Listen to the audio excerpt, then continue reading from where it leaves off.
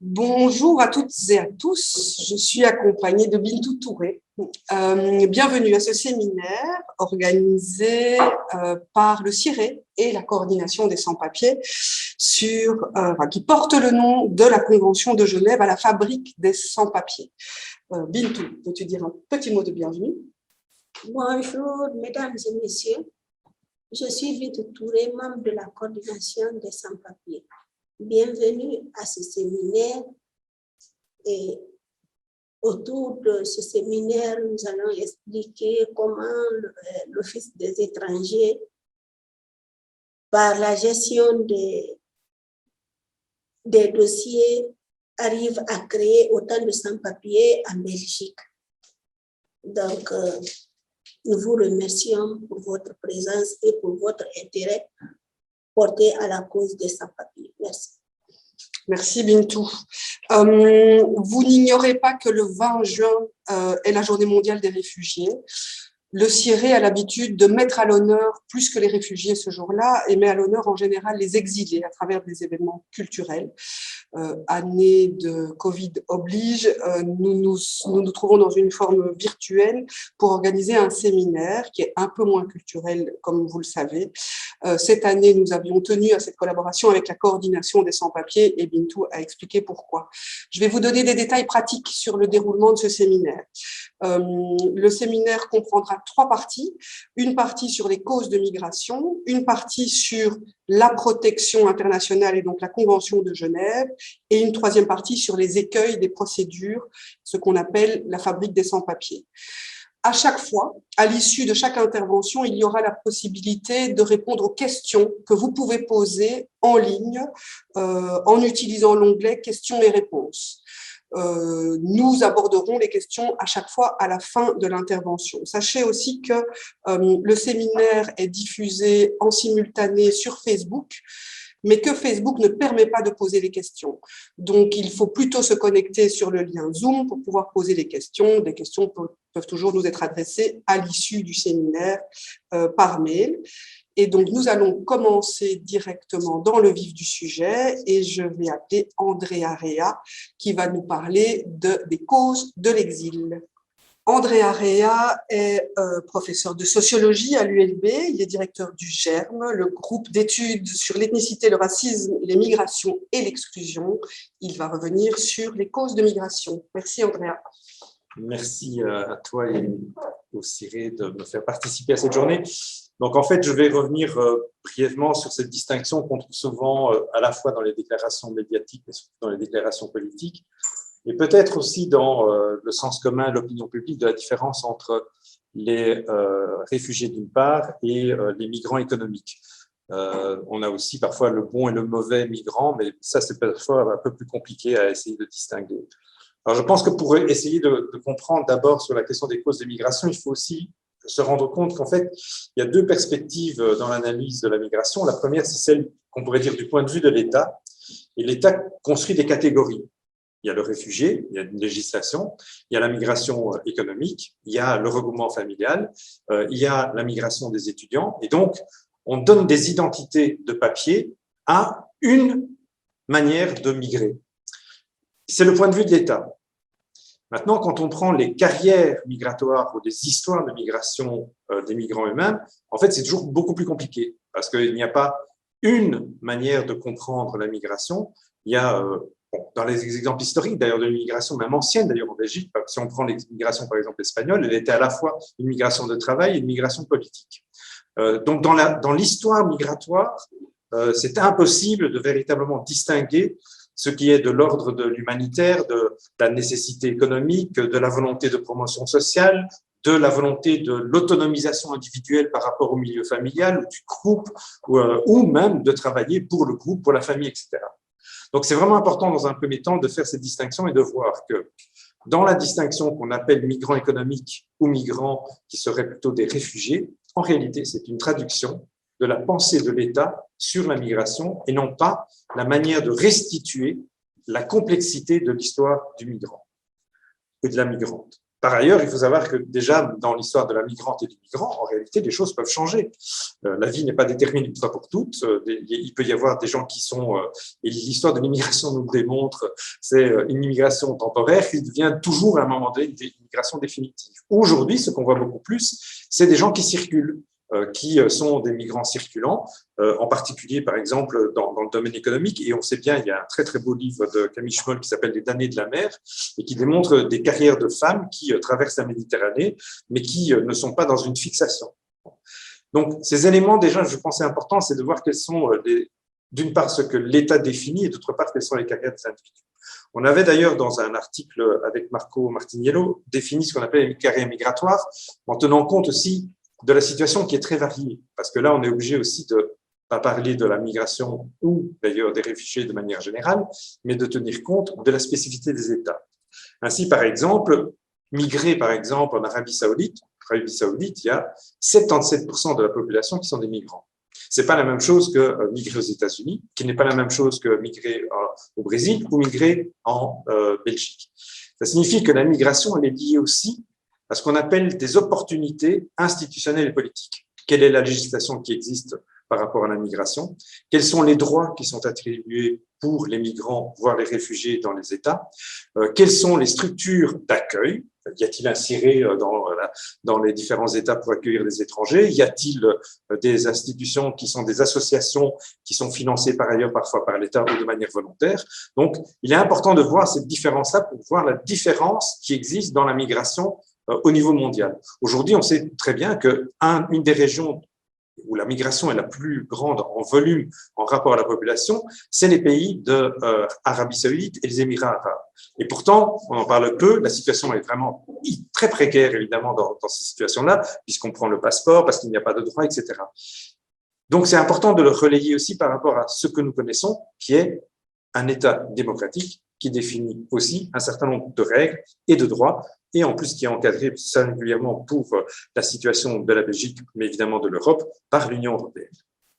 Alors, sur la question de la migration, je voudrais juste dire une chose, qui est une phrase que François Héran, je pense, a mis dans son livre, c'est « ça n'a aucun sens d'être pour ou contre la migration. La migration, elle est comme l'urbanisation du monde. C'est quelque chose qui est un processus de construction de la société et de nos sociétés.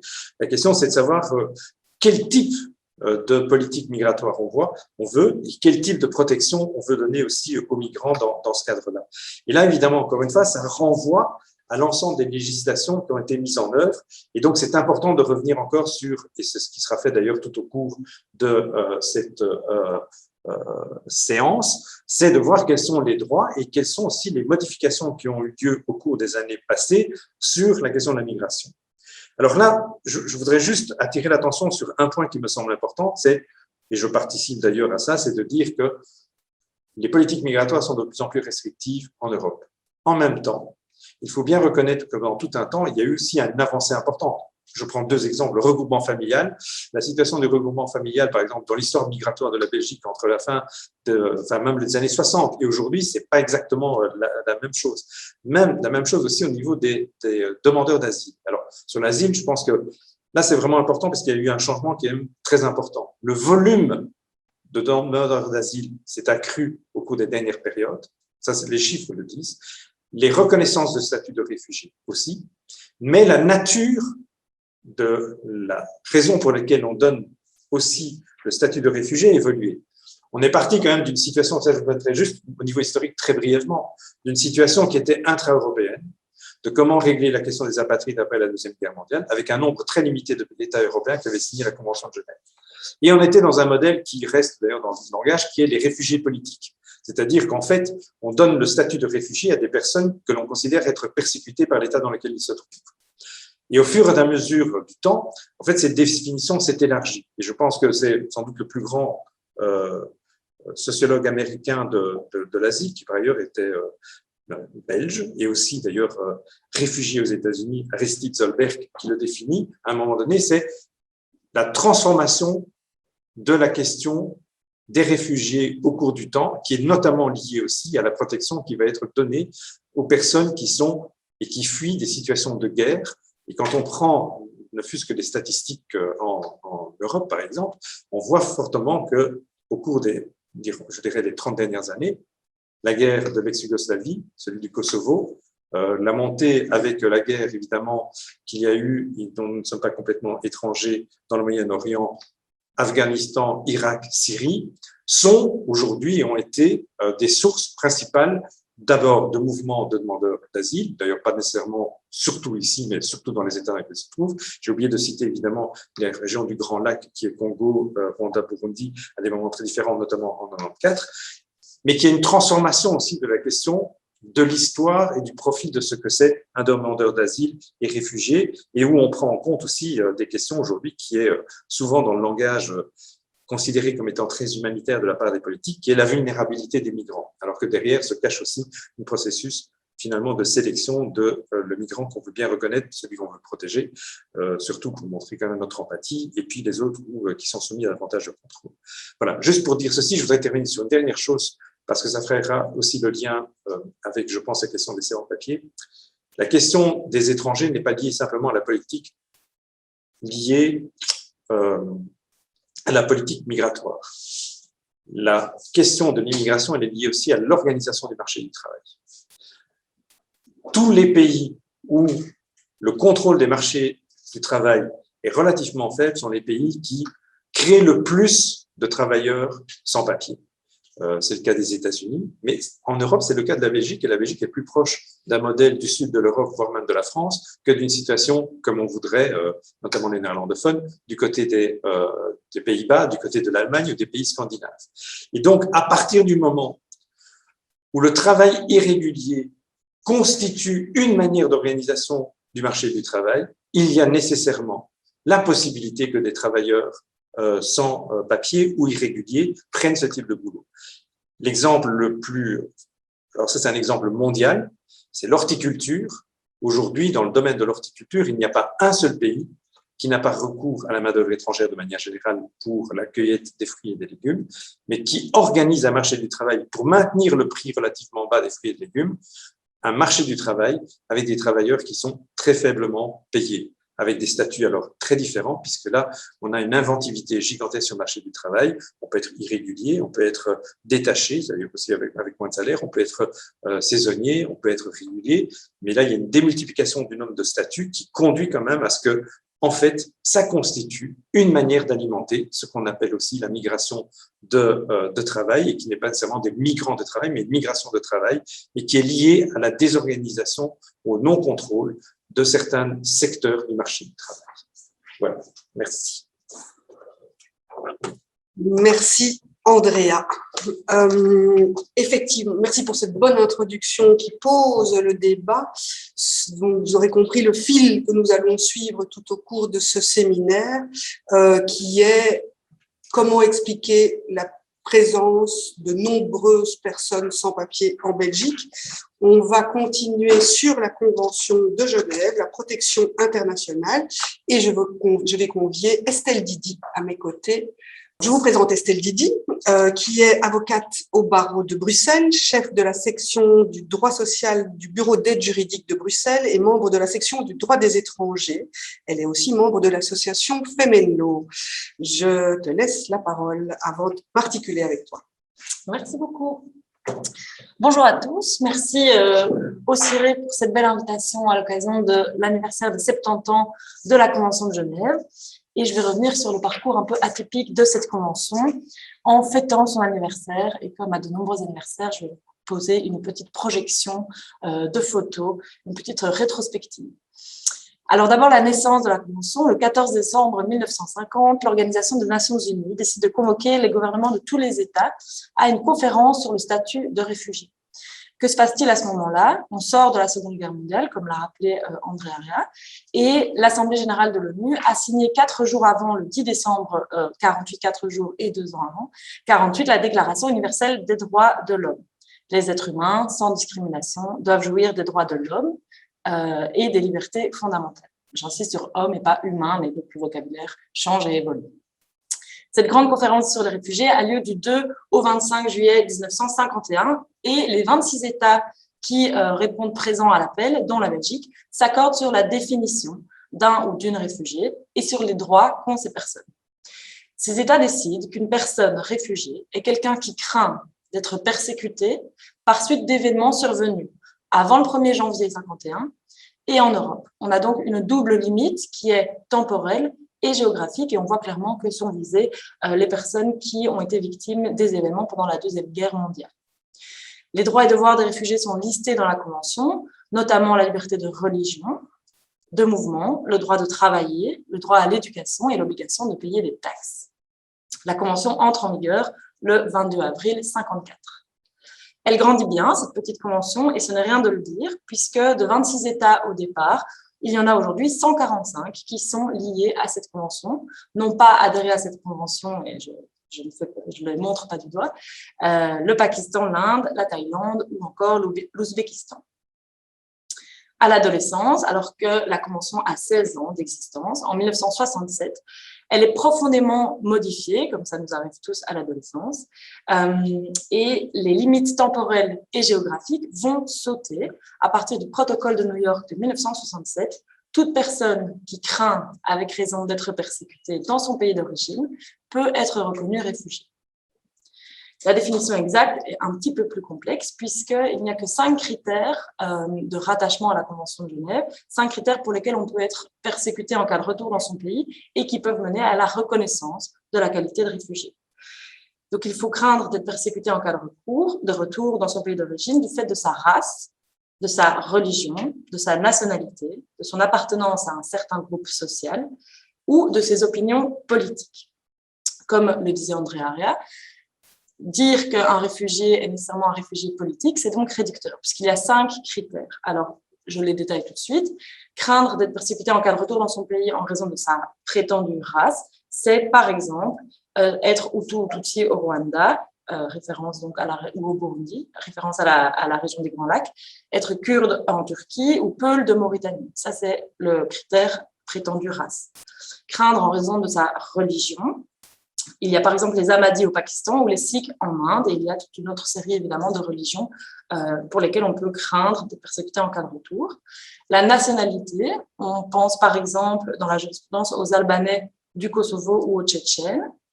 Craindre en raison de son appartenance à un certain groupe social, j'y reviens un peu plus tard pour vous le détailler, ou craindre en raison de ses opinions politiques, par exemple être un militant des droits humains ou un déserteur en Syrie.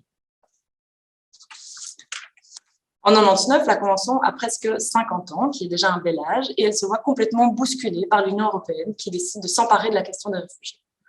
Vu la suppression des frontières intérieures, l'Union veut harmoniser les règles relatives au franchissement des frontières extérieures, se doter d'une politique migratoire et harmoniser le droit d'asile.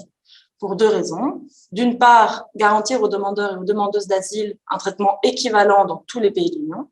Et d'autre part, éviter l'asylum shopping, donc éviter que les personnes, les demandeurs et demandeuses d'asile puissent choisir le pays dans lequel ils vont faire leur demande d'asile en fonction des droits ou des procédures qui y existent. En 2004, va naître donc la première directive européenne d'une longue série du genre qui va interpréter et modifier la Convention de Genève. Et donc, quel bilan pour les 70 ans de cette convention? Je ne vais pas être le vieil oncle au fond de la pièce qui ne fait que le rabat-joie, et donc je vais commencer par citer 2 belles avancées, même si André Aria en a déjà cité quelques-unes. La première sur laquelle je voulais revenir, elle est née par la première directive de 2004 dans l'Union européenne, et c'est la création de la protection subsidiaire qui devrait compléter la protection des réfugiés consacrée par la Convention de Genève. C'est vraiment un statut qui est ajouté par l'Union européenne et qui peut bénéficier à toute personne qui ne peut pas être reconnue réfugiée. On a vraiment le caractère subsidiaire, c'est dans un second temps, et pour laquelle il y a des motifs sérieux et avérés de croire qu'il y a un risque réel, en cas de retour dans son pays, de subir des atteintes graves.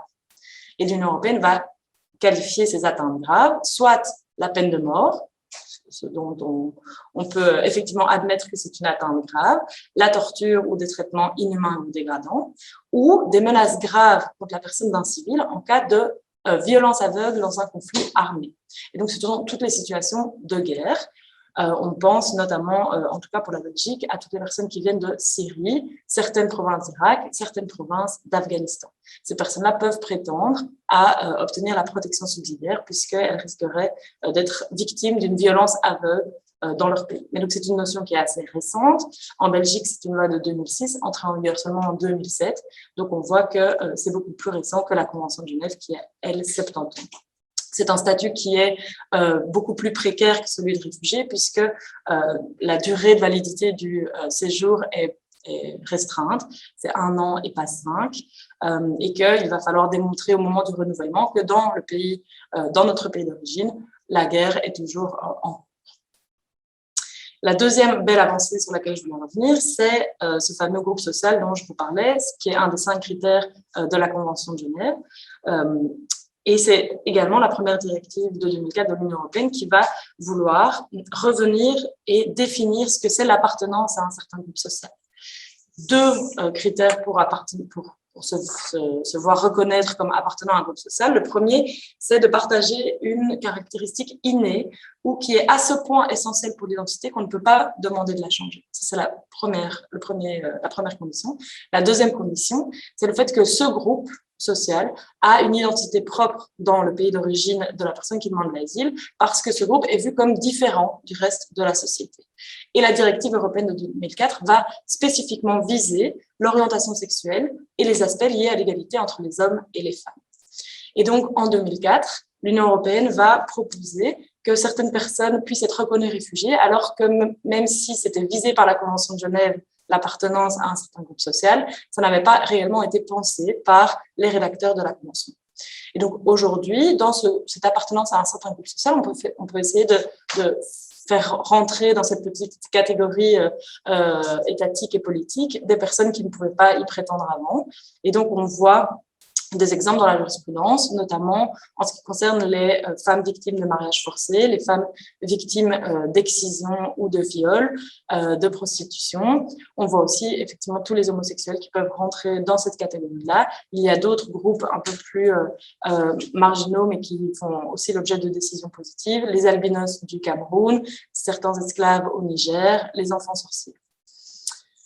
Ça ne marche pas à chaque fois, mais c'est un critère qui est bien pour nous, avocats et avocates, d'exploiter. Et j'ai par exemple, moi, eu un dossier d'une personne, une femme stérile, et j'ai réussi à convaincre la juge de considérer qu'elle faisait partie d'un groupe social. Elle avait une caractéristique innée, ou en tout cas qu'elle ne pouvait pas changer, sa stérilité, et elle était perçue différemment dans son pays d'origine par le reste de la société.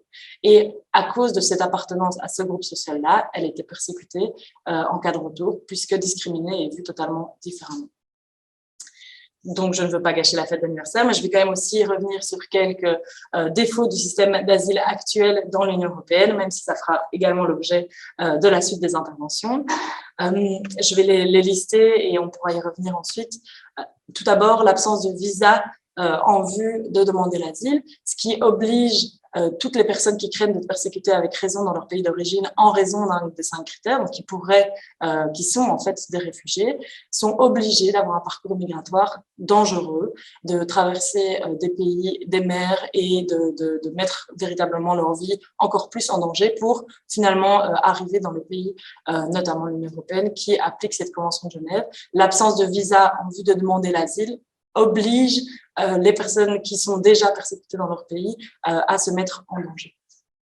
Premier écueil. Le deuxième, c'est la création des hotspots et l'accueil inhumain de l'Union européenne qui va décentraliser, on va dire, des espèces de centres qui vont servir à examiner les demandes d'asile, mais qui vont être mis à la marge de l'Union européenne, dans des îles grecques notamment, où les personnes vont être dans une sorte de détention, entassées dans des camps où les conditions sont totalement, des conditions de vie sont totalement inhumaines, dans des tentes, où il y a des incendies, où il y a beaucoup de violence. Et je n'y ai pas été moi-même, mais il y a de nombreux témoignages d'avocates et d'avocats qui y sont allés et qui reviennent complètement scandalisés du traitement des demandeurs et des demandeuses d'asile qu'on y fait.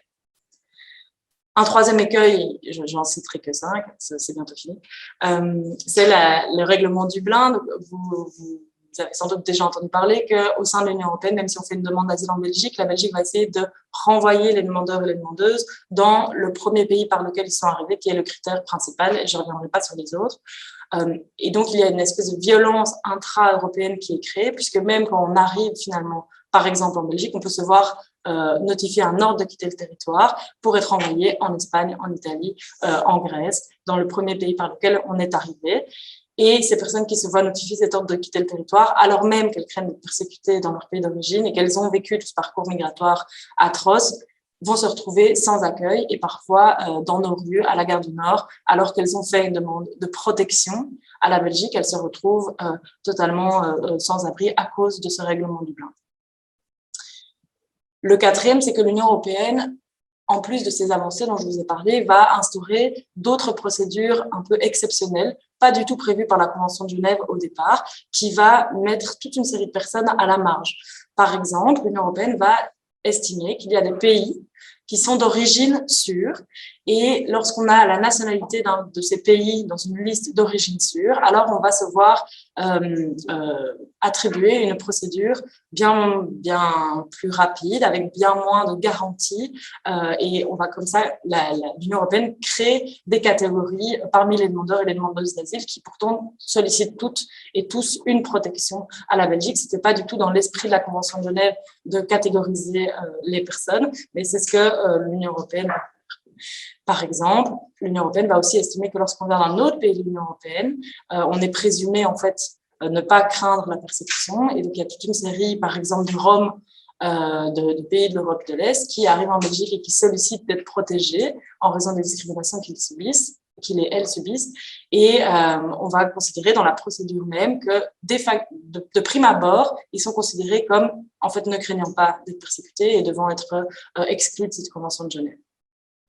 Et dernière chose sur laquelle je voulais revenir avec vous, ce sont les réfugiés intra-européens, intra-Europe. Donc, lorsqu'on est reconnu réfugié par un pays comme la Grèce, par exemple, ou l'Italie, que le marché de l'emploi n'est pas du tout le même au sein de l'Union européenne, que l'accès au logement, l'accès à l'éducation, que le racisme même n'est pas le même dans tous les pays de l'Union. Et je ne dis pas du tout que la Belgique est un exemple, mais en attendant, lorsqu'on a déjà un statut de réfugiés dans un autre pays de l'Union et qu'on sollicite et qu'on bouge et qu'on avance dans le parcours migratoire, qu'on arrive dans un autre pays de l'Union, on va se voir totalement dénier les droits et se voir refuser l'accès à une autre protection contre un pays de l'Union. Ça fait un peu référence à ce que je disais juste avant par rapport aux Européens eux-mêmes.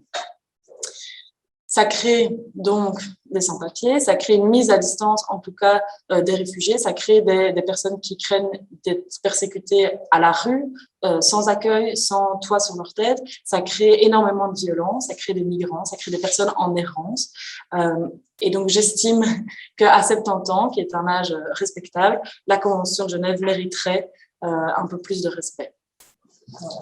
Merci beaucoup Estelle.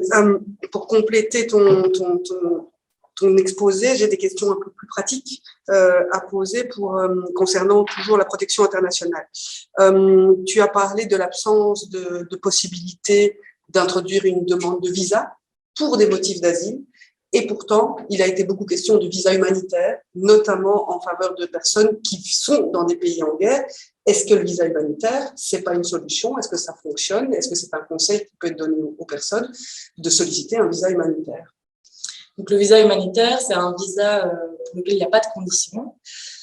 Et donc, c'est très compliqué puisque c'est laisser une marge d'appréciation énorme à l'Office des étrangers ou au cabinet du secrétaire d'État ici. Et donc, on ne peut pas, comme avocate ou comme avocat, conseiller de manière certaine des personnes qui font une demande de visa humanitaire. Après, il y a plein d'obstacles. Si on est syrienne ou syrien, mais forcément, on ne peut pas faire sa demande de visa à l'ambassade de Belgique puisqu'il n'y en a plus. Donc, il faut déjà une première migration, par exemple, à Beyrouth au Liban, quand l'ambassade n'expose pas, comme c'était le cas l'année passée. Il faut un passeport, même si on peut aussi demander un laissez-passer. Et surtout, on voit que les demandes de visa humanitaire qui aboutissent, c'est lorsqu'une personne de la famille est déjà reconnue réfugiée dans le pays pour lequel le visa est sollicité. Donc, si un visa humanitaire est sollicité pour la Belgique, si en fait quelqu'un de ma famille est déjà reconnu réfugié là, peut-être que ça a des chances d'aboutir. Mais si je suis guinéenne, en Guinée, demander un visa humanitaire à l'ambassade de Belgique Conakry, donc pas à Conakry, mais en fait à Dakar, ça ne marchera pas parce qu'il n'y a personne de ma famille qui est déjà là. Et donc, ce n'est pas une solution. D'une part, parce qu'il n'y a pas de critères clairs, donc c'est complètement discrétionnaire, et d'autre part, parce qu'en réalité, c'est un peu un palliatif à un espèce de regroupement familial pour des catégories qui ne sont pas visées. Si on est enfant majeur, personne handicapée, donc c'est un peu un visa qui est prévu pour les personnes oubliées, mais de réfugiés déjà dans le pays, quoi. Donc, ce n'est pas une solution alternative à un visa en vue de l'asile. Et pourtant, l'asile impose d'être présent sur le territoire. Et donc, comme tu le dis, donc ça contraint les personnes qui sont réfugiées, donc qui quittent pour les motifs que tu as expliqués, à se mettre en danger et arriver sur le territoire pour pouvoir demander une protection. Tu as parlé du règlement Dublin, des écueils du règlement Dublin, mais quel conseil donner aux personnes qui arrivent en Belgique et qui sont passées par un autre État européen? Donc, comment pratiquement accompagner, orienter ces personnes qui sont passées bien souvent par la Grèce, l'Espagne ou l'Italie et qui se retrouvent en Belgique en disant « je veux introduire une demande d'asile ».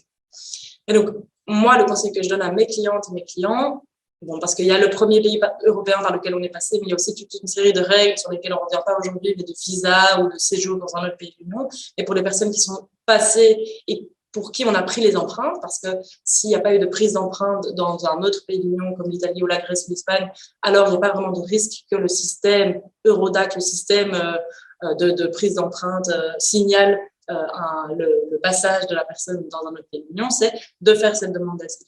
En réalité, il y a des délais qui sont prévus. Une fois que la demande d'asile est introduite en Belgique, la Belgique va téléphoner, écrire un mail à l'Espagne, la Grèce et l'Italie en disant « Bonjour, est-ce que tu veux bien reprendre cette personne chez toi ?» À partir du moment où l'Espagne, la Grèce, l'Italie ou peu importe quel autre pays dit oui, d'accord, je veux bien, parce qu'en réalité, c'est de la politique européenne, donc les pays se sont mis d'accord pour dire oui, je veux bien reprendre la personne qui est passée là-bas chez moi. Un délai de 6 mois commence à partir de là. Au bout de ce délai de 6 mois, s'il n'y a pas eu d'expulsion de la personne dans ce pays, dans cet autre pays européen, s'il n'y a pas eu de retour volontaire, s'il n'y a pas eu de mouvement, en fait, en sens inverse, alors la Belgique devient responsable du traitement de la demande d'asile. Résultat, il faut à un moment donné introduire cette demande pour que ce délai de 6 mois commence à courir. Ça, c'est mon conseil. Maintenant, je n'aime pas donner des conseils comme ça généraux parce que ça va dépendre de chaque situation et il faut être bien conseillé par quelqu'un à qui vous expliquez votre histoire, votre parcours, et les conseils vont varier d'une personne et d'un parcours à l'autre. Et ce que je disais tout à l'heure, c'est vraiment assez violent, puisque moi, je fais aussi toutes les questions, comme tu l'as dit au début, liées plutôt au droit social et donc à l'accueil des demandeurs d'asile. Un demandeur d'asile qui reçoit une décision Dublin, rentrer en Espagne, rentrer en Italie, rentrer en France, va se voir couper l'accueil. Et il y a des recours possibles, il y a des choses à faire devant les tribunaux pour essayer de garder un accueil, de garder un toit sur la tête et d'avoir des repas. Mais réellement, Gare du Nord, il y a des personnes qui ont fait une demande d'asile en Belgique et c'est là que je trouve le règlement Dublin le plus choquant, c'est qu'on demande une protection et on se retrouve vraiment en deçà de toute dignité humaine à vivre sans avoir rien à manger ni de quoi se mettre sur la tête. Merci. Alors, tu as parlé de la Convention de Genève, des directives européennes, de l'harmonisation des dispositifs à travers les États européens, mais donc ça devrait mettre fin à cette loterie de l'asile. Pourquoi? Alors, pourquoi les personnes veulent-elles absolument arriver en Belgique, en Angleterre, en Grande-Bretagne quand c'était encore dans le territoire de l'Union européenne, en Allemagne ou que sais-je, et pourquoi finalement elles n'acceptent pas au-delà de leurs conditions de vie dans un camp, dans un des hotspots? C'est quoi le problème? Ça veut dire que cette harmonisation n'est pas encore aboutie? J'ai l'impression qu'il y a plein de réponses possibles à ta question, puisque d'une part, il y a sans doute autant de motifs de vouloir aller dans un pays qu'il y a de personnes qui migrent ou de personnes. Il peut y avoir des membres de la famille qui ne sont pas considérés vraiment comme des membres de la famille. Moi, si ma sœur est reconnue réfugiée en France, comme elle est majeure et moi aussi, au regard du règlement Dublin, en fait, ce n'est pas un membre de ma famille. Donc, ça peut être simplement ça. J'ai déjà de la famille où j'ai une communauté d'accueil, où j'ai pris contact avec des gens qui sont en fait reconnus réfugiés dans un autre pays et donc je veux y aller. Il y a des questions de langue. En fait, moi, je parle français et donc c'est plus facile, effectivement, en France ou en Belgique pour m'intégrer, trouver un travail, me former, etc. Et puis, il y a... ça, c'est pour chacun et chacune. Et puis, il y a des vrais problèmes plutôt de politique européenne globale, puisque la volonté qui est noble et que je salue de vouloir uniformiser, de donner un accueil digne à tous les réfugiés et tous les demandeurs d'asile et demandeuses partout. Cet écueil-là, il n'est pas pallié en termes, je pense, financiers, puisque les différents pays qui sont aux frontières extérieures de l'Union européenne, comme la Grèce ou l'Italie, qui ont un afflux énorme de réfugiés, ou maintenant toute la route des Balkans, même s'ils ont construit des murs, ces pays-là n'ont pas la capacité financière, surtout depuis la crise, de faire face et de garantir un accueil digne et des conditions dignes. Et puis, je reviens aussi à ce que disait André Aria, sur le marché du travail. Il y a des personnes qui vont vouloir aller dans d'autres pays. Et quand tu parles du Royaume-Uni, de la Grande-Bretagne, c'était plutôt ça. Il n'y a pas de registre national. Il y a la possibilité d'avoir un travail sans avoir une carte d'identité. Il n'y a pas vraiment de carte d'identité. Et donc, il y a une flexibilité beaucoup plus grande que dans des pays comme la Belgique, où en réalité, s'il n'y a pas de titre de séjour, il n'y a pas de travail légal possible et donc il n'y a pas de protection, etc. Et puis, il faut rajouter que certains États, comme les États qu'on appelle les États de Visegrad, la Hongrie, pour ne pas la citer, fait le choix d'une politique xénophobe ouvertement, est mise en cause, mais le résultat, c'est que pour un demandeur d'asile en Hongrie, il ne fait pas bon d'être demandeur d'asile ou réfugié en Hongrie. Clairement pas. Et on le voit vraiment, moi j'avais un client qui a été détenu en Hongrie, il a réussi à venir en Belgique, il a été expulsé en Hongrie, il a réussi à revenir, on a voulu le réexpulser. Et donc il y a vraiment ce ping-pong, ce jeu, et il m'expliquait en Hongrie les conditions dans lesquelles il a été détenu. En réalité, était atroce. Il ne pouvait pas sortir de son centre d'accueil et il n'avait pas accès facilement à des interprètes, il ne comprenait rien à ce qui se passait. C'était vraiment très violent. Donc, effectivement, il y a aussi ces politiques tout à fait racistes et xénophobes de certains États. Merci pour clôturer cette séquence sur l'asile. Je finirai par le pacte asile-immigration qui est vraiment au niveau européen. Au niveau du pacte, on sait la volonté qui est sur la table pour l'instant. On sait, tu en as parlé, cette politique d'externalisation, donc cette volonté des États européens d'essayer de détenir aux portes de l'Europe dans des hotspots, des grands centres fermés pour étrangers.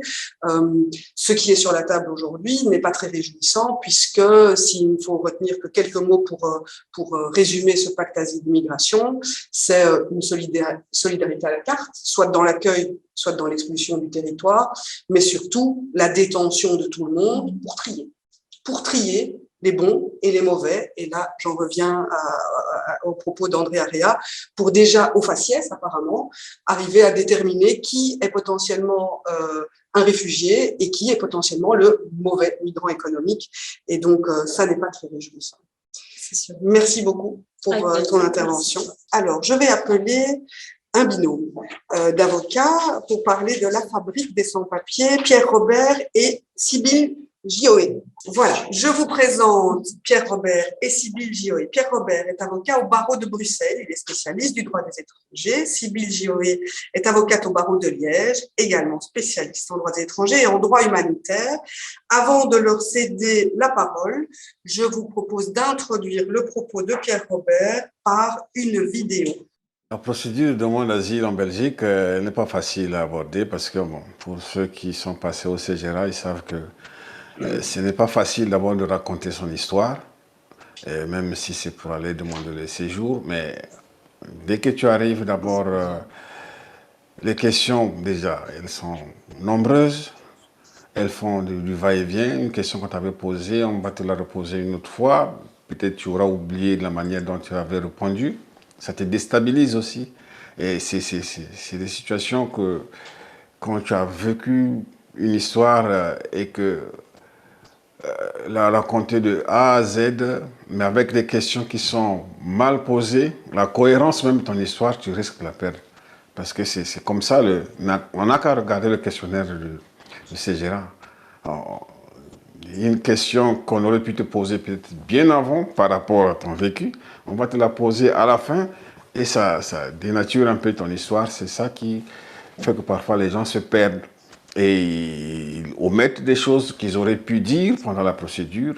On ne laisse pas tout ce temps Moi-même, j'ai vécu ça. Il a fallu que mon avocat puisse me booster pour me remettre dans le fil même conducteur de mon histoire qui était pourtant cohérente. Et quand je suis revenu à la deuxième phase, c'est à ce moment-là que j'ai retracé les choses, que j'ai presque pris le dessus sur la personne qui m'interrogeait, mais ce n'est pas donné à tout le monde, parce que ce que tu as dit, c'est ça même que le CGRA va utiliser pour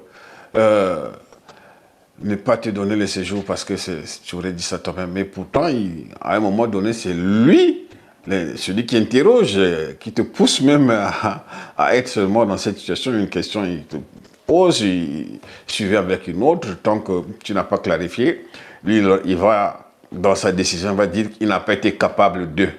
Il n'a pas été, alors qu'il ne t'a pas donné le temps de pouvoir aussi le faire. Donc, si toi qui parles, tu ne libères pas ta langue, tu ne parles pas et que tu n'as pas toute cette énergie de pouvoir tout dire et tout déballer, lui va s'appuyer sur ce que tu auras dit, et puis voilà, il va se retourner sur toi pour dire que non, voilà, il n'a pas été capable de. C'est là où beaucoup de gens n'arrivent pas à avoir le séjour. Parce que la manière où les interrogatoires sont interviewés est guidée, et on ne prépare pas assez, même celui qui pose des questions, ne laisse pas le temps à la personne de bien exprimer, de dire avec clarté. L'enchevêtrement des questions, c'est quand même une situation qu'il faut voir. Bonjour à tous, et j'ai envie de dire félicitations pour le titre que vous nous avez proposé avec la procédure d'asile comme favori des sans-papiers. Je trouve que c'est un excellent titre pour expliquer ce qui se passe, et c'est presque un titre qui reflète une réalité mathématique, puisque, par exemple, pour l'année 2020, 34% de décisions positives au niveau du commissariat général. Vous pouvez y ajouter quelques pourcents de personnes qui ont été reconnues par le tribunal administratif qui s'appelle le Conseil du contentieux des étrangers, et ça donne en fait pour plus de 60% des personnes qui introduisent une demande d'asile, eh bien, au bout de la procédure, une décision de non-reconnaissance et une situation de sans-papiers si les gens restent en Belgique. Alors, on pourrait se dire, oui, mais après tout, si les procédures sont équitables, ça n'a rien de choquant, et peut-être que ces personnes pourraient se tourner vers d'autres procédures dont Sybille va nous parler, mais le problème, c'est que dans le monde idéal, les procédures sont équitables. Dans le monde réel, c'est loin d'être toujours le cas, et c'est ce que je voudrais illustrer aujourd'hui. Je voudrais illustrer en fait l'incapacité dans de très nombreuses situations de la procédure d'asile à octroyer la protection à des personnes qui y ont en réalité droit. Et je vais vous parler, je vais le faire brièvement, mais je vais vous parler de 4 situations. Je vais vous parler d'Afghanistan, du Salvador, du Venezuela, et je vais vous parler également de questions de recours. Je commence avec l'Afghanistan. Vous savez que c'est un pays qui est en guerre depuis 1978. Et je dirais que quand on parle de procédure d'asile, souvent les gens s'attendent à ce qu'on leur dise quelqu'un qui vient d'Afghanistan, a priori, il a droit à la protection. Eh bien, dans un très grand nombre de cas, parfois même, ça dépend des années, dans la majorité des cas, ce n'est pas le cas. C'est-à-dire qu'il y a plus de décisions négatives que de décisions positives. Alors pourquoi? Eh bien, à cause du mécanisme que vient de vous raconter Serge Bagamboula. Je trouve qu'il était vraiment très très clair dans ses explications et la façon dont se déroulent les entretiens au commissariat général, entretiens au terme desquels le commissariat général décide si, oui ou non, la qualité de réfugié sera reconnue.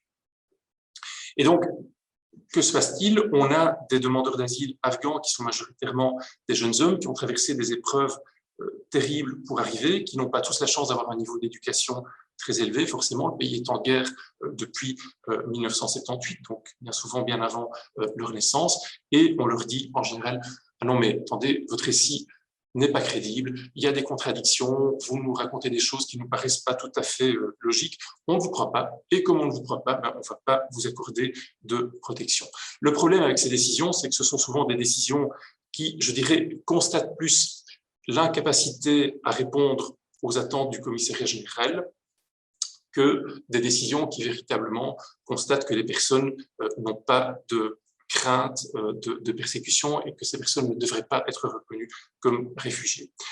J'hésite pas à dire, pour parler de ce qui se passe souvent dans ces auditions, qu'on a un rapport de force, presque un rapport de classe où la personne instruite, qui s'appelle l'officier de protection, pourtant au commissariat général, souvent, véritablement, écrase le demandeur de protection qui ne parvient pas à s'en sortir, qui ne parvient pas à répondre aux attentes de cohérence ou de crédibilité qu'on lui impose.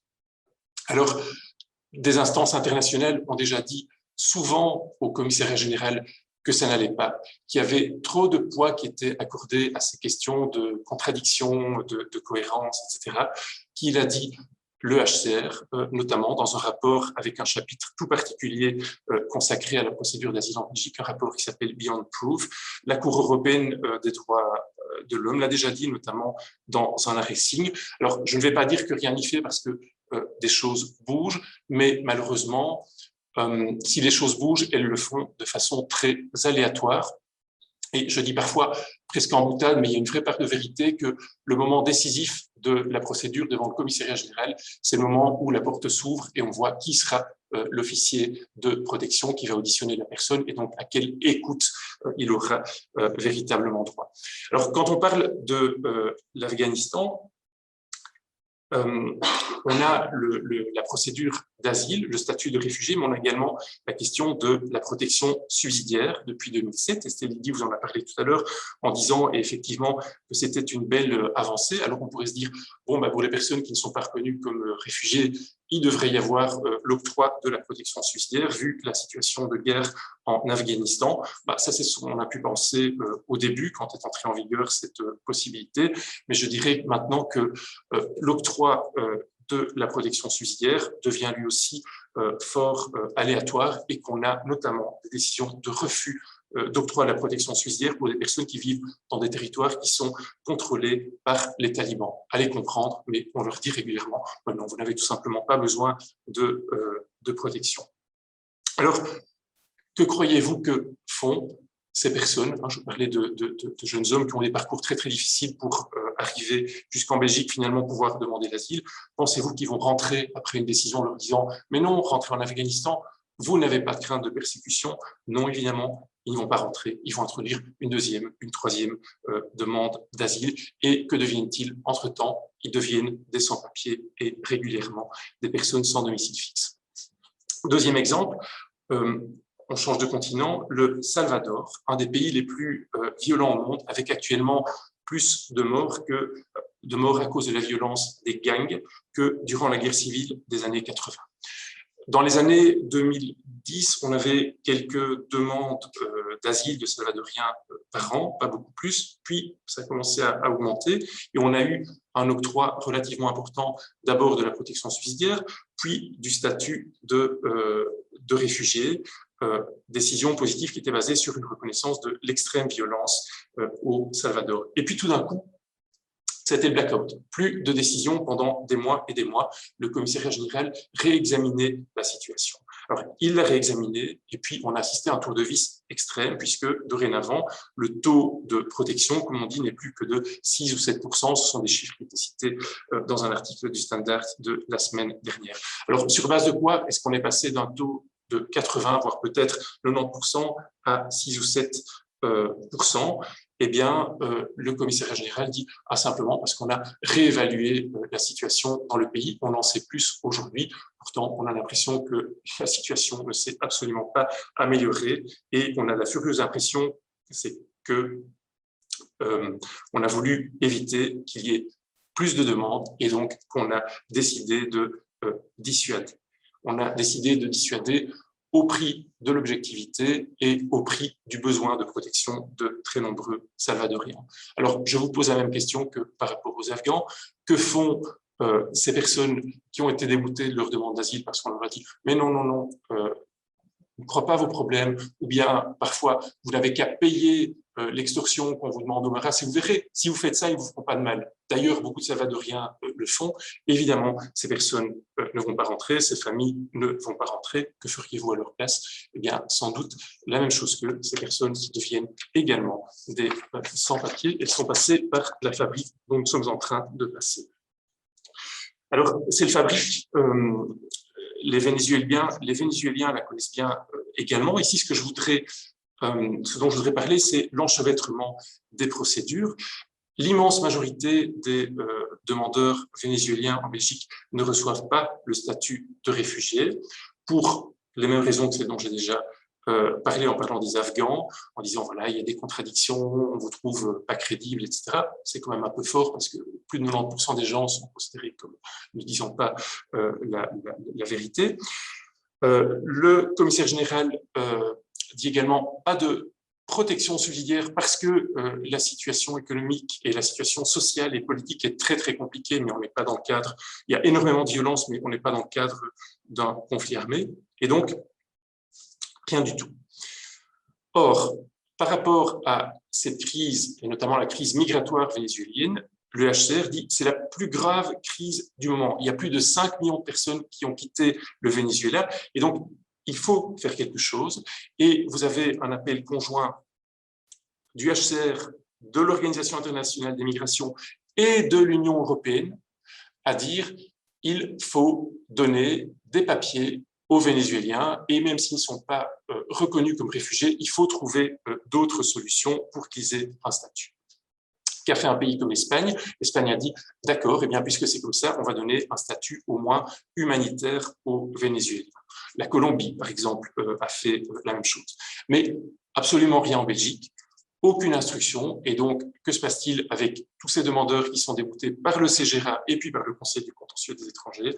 Eh bien, au terme de leur demande d'asile rejetée, certains introduisent une demande de régularisation, attendent 6 ans, 1 an et demi, et en général reçoivent une décision négative sur leur demande de régularisation, malgré, je le répète, les conseils ou les recommandations du HCR, de l'OIM et de l'Union européenne. Excusez du peu, mais excusez également de la contradiction.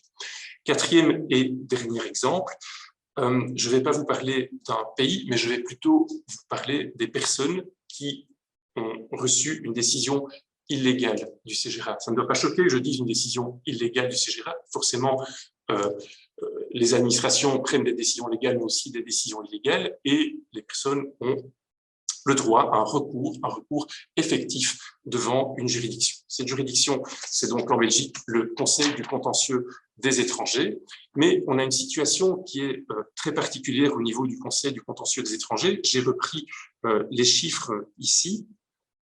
Vous devez savoir que en 2020, sur 100 recours, eh bien, 3,9% uniquement ont abouti à la reconnaissance du statut de réfugié et 0,64% ont abouti à l'octroi d'une protection subsidiaire. Donc, c'est excessivement peu, et c'est même encore nettement moins si on regarde ce qui se passe dans les chambres néerlandophones du Conseil du contentieux des étrangers, où vous avez un taux de reconnaissance du statut de réfugié de, tenez-vous bien, 10, 5, non, 1, non, moins, 0,82% de reconnaissance du statut de réfugié et 0,34% d'octroi de la protection subsidiaire. Alors qu'on peut les additionner, comme ça on passe la barre des 1%, on arrive à 1,16%.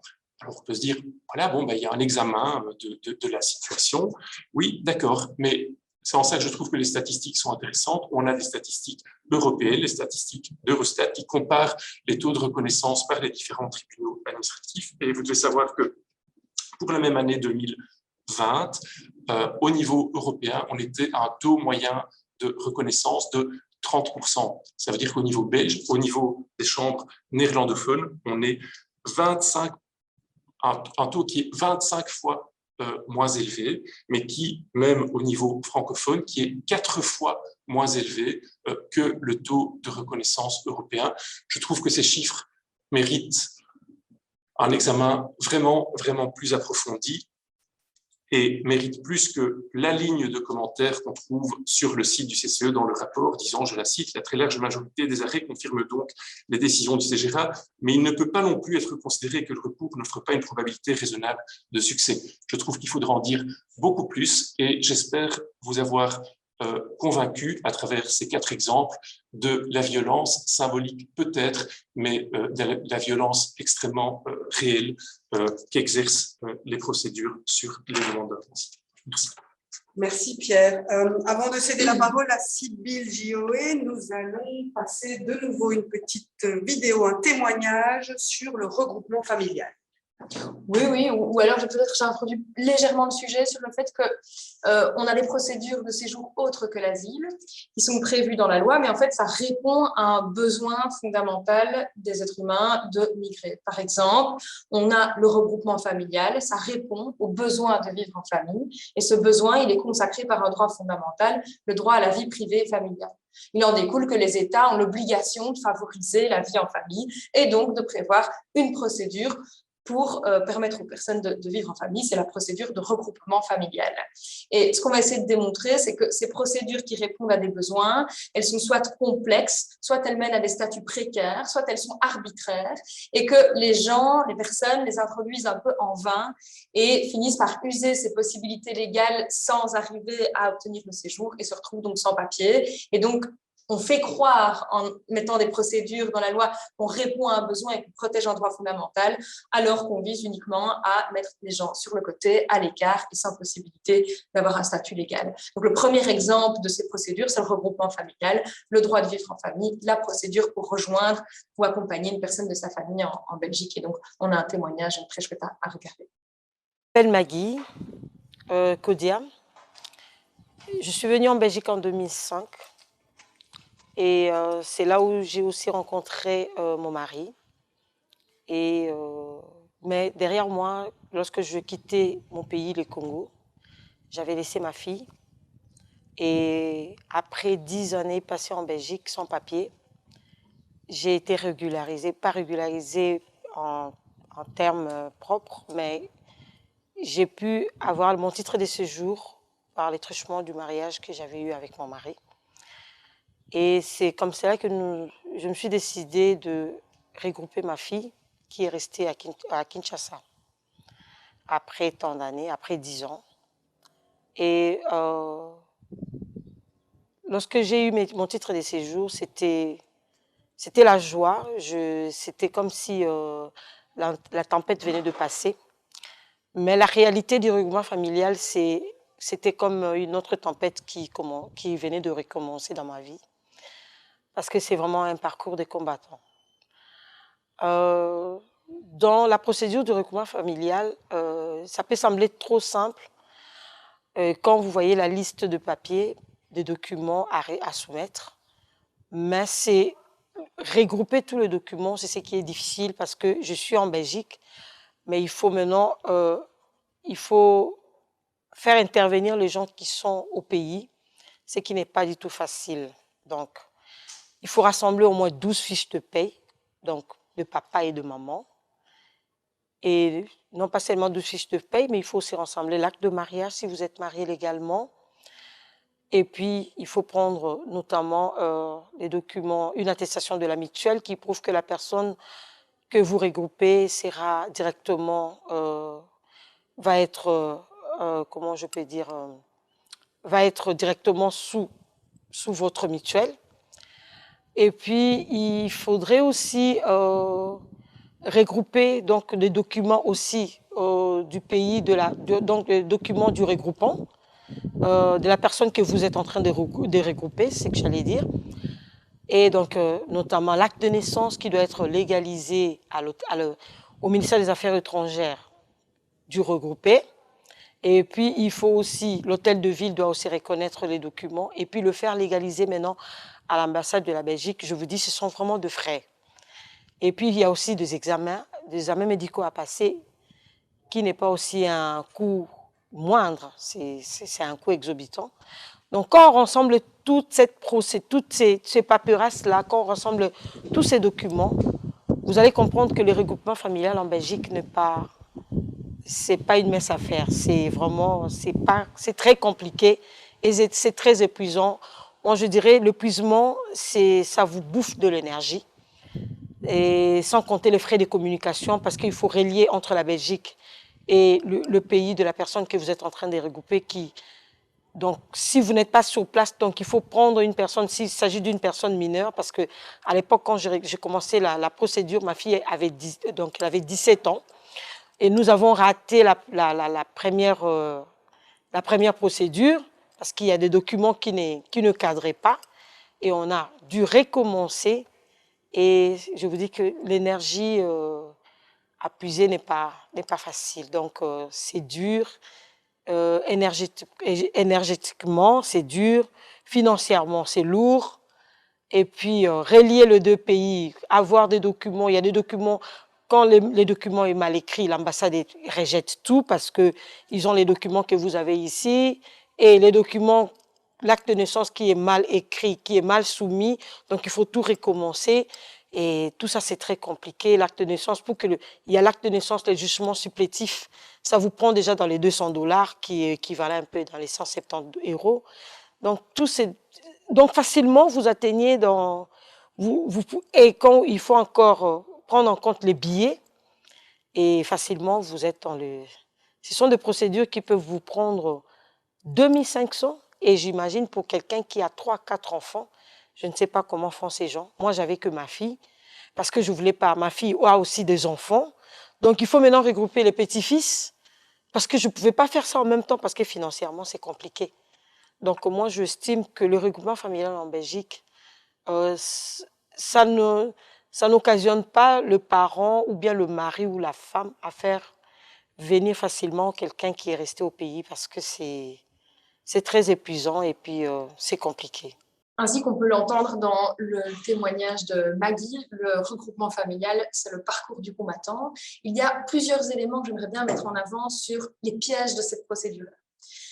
Le premier piège pour moi, c'est l'illisibilité de la loi. On ne comprend rien. Il y a des conditions qui sont différentes en fonction de si vous êtes un Européen, un Belge, un ressortissant d'un pays tiers, un majeur, un mineur, en fonction des membres de la famille. C'est tellement complexe que la plupart des personnes ne s'y retrouvent pas. 3 personnes sur 4 qui me consultent pour un regroupement familial viennent après une décision de refus parce qu'ils ont essayé d'introduire la procédure tout seuls. Je trouve que le premier problème, c'est l'accessibilité de cette procédure. Toute personne devrait être capable d'introduire une procédure qui répond à un droit fondamental. Ici, ce n'est pas le cas. Alors, un problème ultérieur, mais qui vient directement après, c'est que la plupart du temps, ça ne sert à rien de faire des recours contre ces décisions-là, puisqu'on ne peut pas ajouter des nouveaux documents au recours, d'une part, et d'autre part, que ces recours sont traités dans un délai indéterminé par le Conseil du contentieux des étrangers. Par exemple, au cabinet, j'ai une cliente qui a introduit un visa de regroupement familial pour rejoindre son époux en Belgique en 2016. Et il y a déjà eu 2 allers-retours au Conseil du contentieux des étrangers qui a annulé les décisions de l'Office des étrangers en considérant qu'il n'avait pas pris une bonne décision. Et on n'a toujours pas de décision correcte. On a attendu des arrêts pendant 2 ans. Alors, un deuxième problème, c'est le coût et la difficulté générale de cette procédure qui consiste à rassembler toute une série de documents qui périment les uns après les autres. Et donc, si vous avez le document numéro 1 qui a une durée de validité de 6 mois, mais que 3 mois plus tard, vous avez le document numéro 2 qui a une durée de validité de 3 mois, et que 3 mois plus tard, vous avez le document numéro 3 qui a une validité de 6 mois, il vous faut reprendre le document numéro A qui n'avait qu'une validité de 6 mois. Trop tard, c'est épuisé. Donc, les gens sont sous une pression qui est quand même assez importante pour avoir le document, d'autant plus que ces documents sont compliqués à obtenir parce qu'on doit les obtenir dans le pays d'origine, mais qu'une fois qu'on obtient le document, par exemple un casier judiciaire, bien, il faut le faire traduire et le faire légaliser. Donc, la légalisation, ça se fait à l'ambassade ou au consulat de Belgique du pays d'origine. Et puis, ça doit être traduit par un traducteur juré qui doit apposer un cachet. Et puis, il faut les envoyer par DHL en Belgique. Là, votre document, il a déjà bien périmé.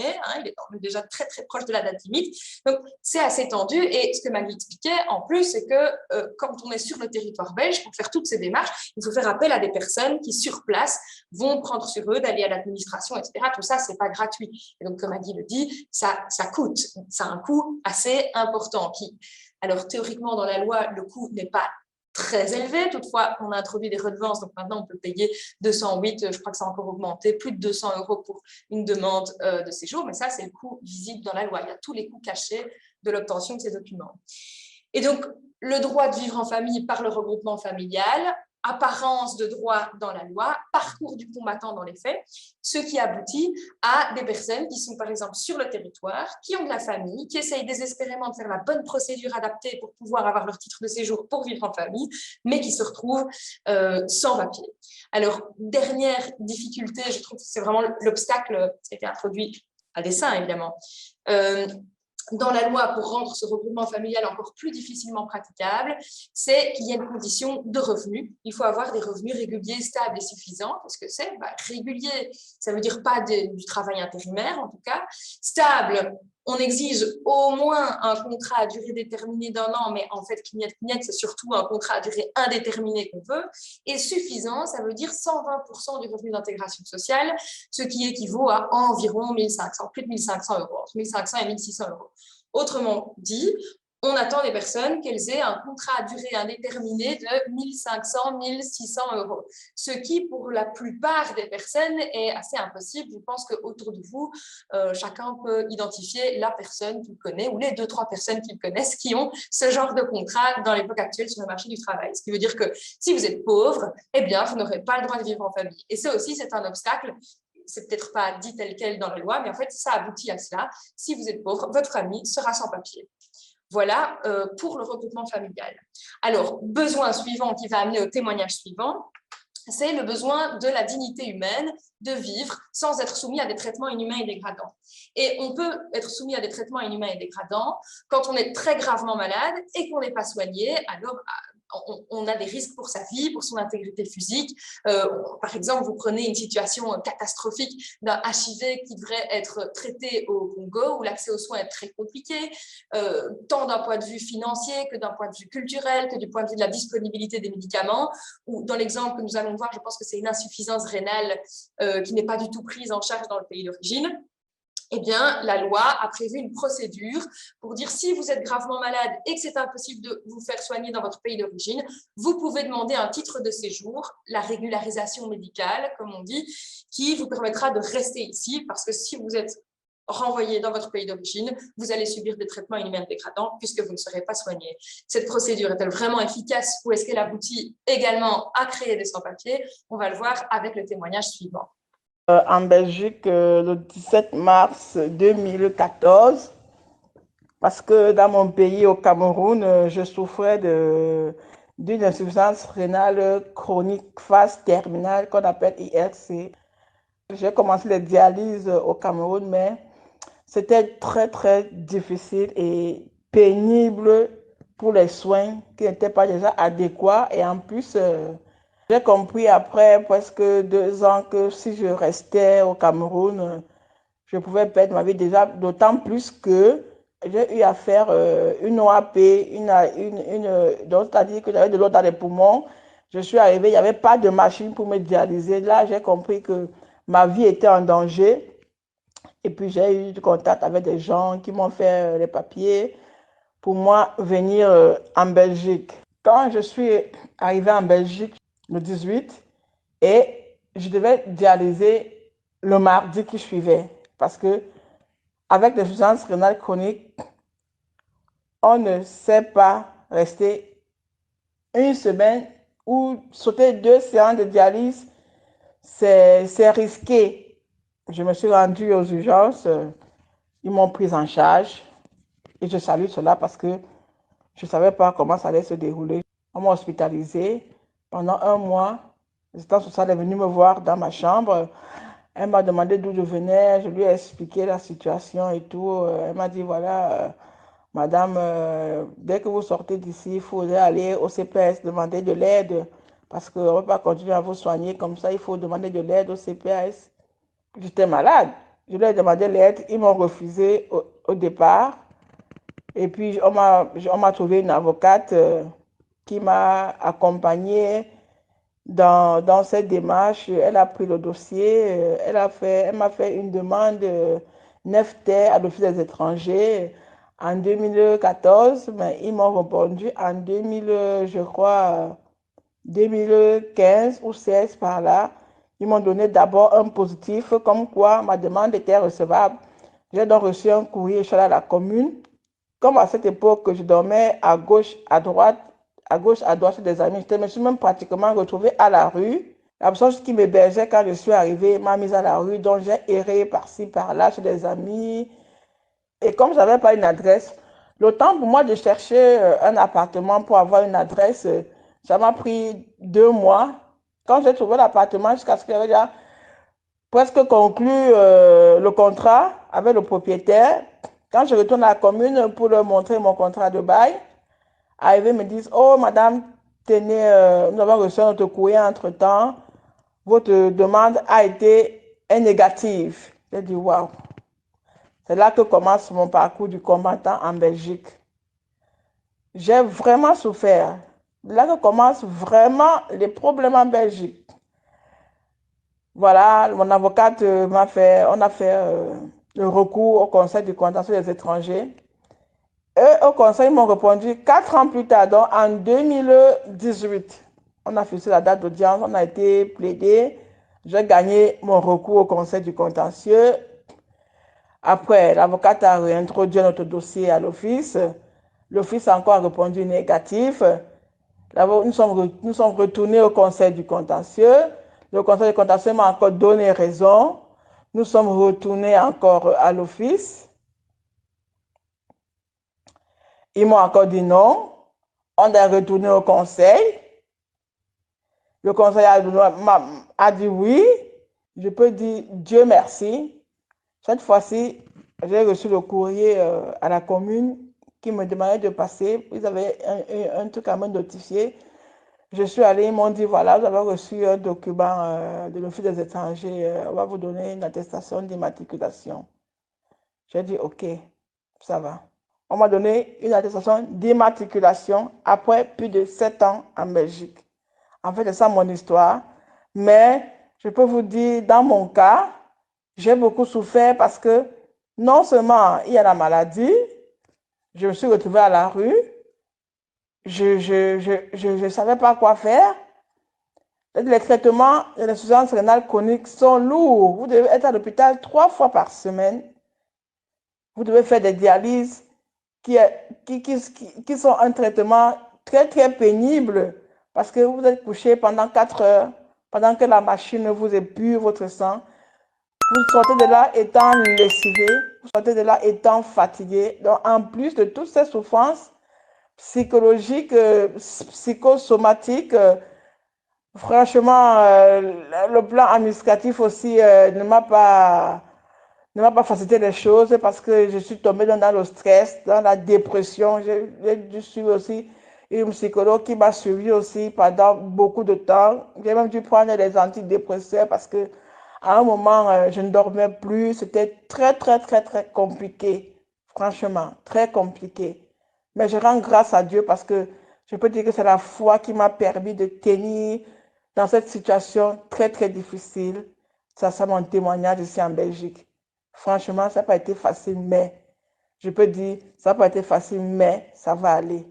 On en était donc à la procédure de régularisation médicale, avec cette histoire qui est quand même un peu affolante, puisque cette dame s'est retrouvée dans une situation d'extrême précarité pendant de nombreux mois avec un problème médical très important, et on se demande comment est-ce que c'est possible en Belgique de soumettre des personnes à de telles conditions d'indignité.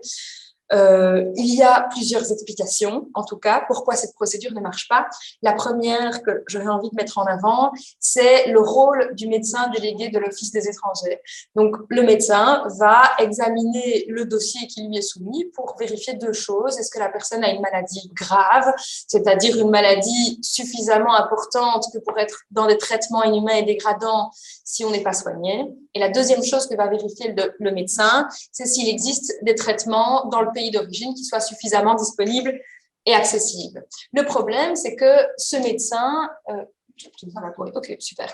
Le problème, c'est que ce médecin respecte de manière très propre à sa perception des choses le code de déontologie médicale, puisqu'il rend un avis sans voir la personne concernée. Il émet des considérations juridiques, par exemple, est-ce que telle maladie va entraîner des traitements inhumains et dégradants au sens de tel arrêt de la Cour européenne des droits de l'homme. Bon, alors là, je vous dis, si eux ont des compétences juridiques, n'aurais-je pas moi des compétences médicales pour contre-argumenter dans mes recours, hein, ou dans le tribunal du travail? Ça, c'est une question de qui est compétent pour faire quoi. Et puis, parfois, ces médecins se positionnent sur des maladies qui sont très complexes, qui sont par des spécialistes. Par exemple, si vous avez un psychiatre qui a une opinion sur l'état de santé mentale d'une personne, ce n'est peut-être pas un médecin généraliste qui n'a jamais rencontré cette personne-là d'émettre une autre opinion sur le diagnostic et d'émettre une opinion différente sur le traitement qui serait nécessaire. Par exemple, est-ce qu'on ne pourrait pas remplacer tel médicament par un autre sans jamais avoir rencontré la personne? Donc, on a déjà un énorme problème avec ces médecins qui travaillent dans des conditions qu'on ignore finalement et qui font un travail très opaque et de manière très abstraite. Alors, la deuxième chose que vérifient ces médecins, et qui pour moi est tout le cœur du problème, et c'est sur ça qu'a porté l'affaire que vous a raconté cette dame dans le témoignage précédent, c'est que ce médecin va vérifier si les traitements sont disponibles et accessibles dans le pays d'origine. Disponibles, ça veut dire est-ce qu'ils existent, est-ce qu'ils sont là. Donc, par exemple, s'il y a des ruptures de stock, on peut dire que les médicaments ne sont pas disponibles. Par exemple, s'il n'y a pas de psychiatre dans tel pays, parce que c'est pas porteur, eh bien, on dit c'est indisponible. L'accessibilité, c'est de regarder si d'un point de vue géographique, d'un point de vue financier, c'est possible d'accéder à ces soins. Par exemple, s'il y a un psychiatre sur l'île et que votre village d'origine est à 300 km et que vous avez besoin d'un suivi de 3 fois semaine, ça ne va pas être possible d'un point de vue géographique. Financièrement, de nombreux pays ont des systèmes parallèles au niveau de l'accès aux médicaments et qui font que c'est extrêmement coûteux. Donc, ce n'est pas possible de se soigner. Et ce médecin délégué va, dans ses décisions, dire si oui ou non la personne, dans son pays d'origine, pourra accéder aux médicaments voulus. Et ça pose vraiment problème. D'abord parce que je ne pense pas que c'est une compétence juridique et je ne pense pas que c'est une compétence médicale de vérifier s'il y a l'accès ou la disponibilité des soins dans le pays d'origine. C'est peut-être une question de sciences politiques, c'est peut-être une question de sociologie, peut-être qu'il faudrait interroger les associations qui sont sur place, humanitaires, par exemple Médecins sans frontières ou l'OMS, ça c'est leur compétence, mais ce n'est pas la compétence d'un médecin qui n'a jamais mis un pied dans le pays concerné et qui n'a peut-être pas accès à toute l'information nécessaire sur ce pays-là. Et le problème suivant, c'est que le médecin délégué de l'Office des étrangers a accès à une information tout à fait parcellaire sur l'existence de ces soins et l'accessibilité de ces soins dans le pays d'origine. En fait, le médecin délégué, il recourt à des bases de données qui ont été créées entre États européens, donc c'est une base de données commune pour différents pays européens, et ces bases de données sont alimentées par des assurances comme Allianz, etc., des assurances qui visent à offrir des couvertures médicales pour les personnes expatriées dans certains pays où le niveau général de santé est très faible. Par exemple, un diplomate ou un expatrié très, très riche, un investisseur, un riche investisseur, va recourir à une assurance de type Allianz, etc., pour pouvoir avoir ces soins couverts en cas de voyage. Et le problème, c'est que ces assurances-là ne renseignent pas nécessairement sur l'accessibilité des coûts et ont une vue également, enfin, ont des informations qui sont aussi tout à fait parcellaires. Par exemple, ils vont vous dire, on sait qu'en 2009, une personne de 54 ans, homme, a pu voir un psychiatre dans tel hôpital. Est-ce à dire que ma cliente, qui est une femme isolée, seule, précaire, sans famille, on ne connaît pas le niveau de richesse de cet homme de 54 ans qui a été dans cet hôpital pour avoir un soin psychiatrique une fois en 2009, est-ce à dire que cette dame-là, si elle retourne pour avoir ses soins psychiatriques 3 fois semaine, comme exigé par son médecin psychiatre en Belgique, ben ça, c'est vraiment pas sûr. Et donc, on a des bases de données qui sont pas complètes, qui sont parcellaires, où il y a un biais, il y a un parti pris. On a un médecin qui prend des décisions en mêlant du droit, de la science politique, de la sociologie. Enfin bon, on ne sait plus très bien finalement quel est le scope de ce médecin, qu'est-ce qu'il fait exactement de médical dans les dossiers, puisqu'il ne voit même pas le patient ou la patiente, n'appelle même pas le spécialiste et se permet de changer des traitements. Donc on a des médecins qui fonctionnent de manière un peu comme des apprentis sorciers.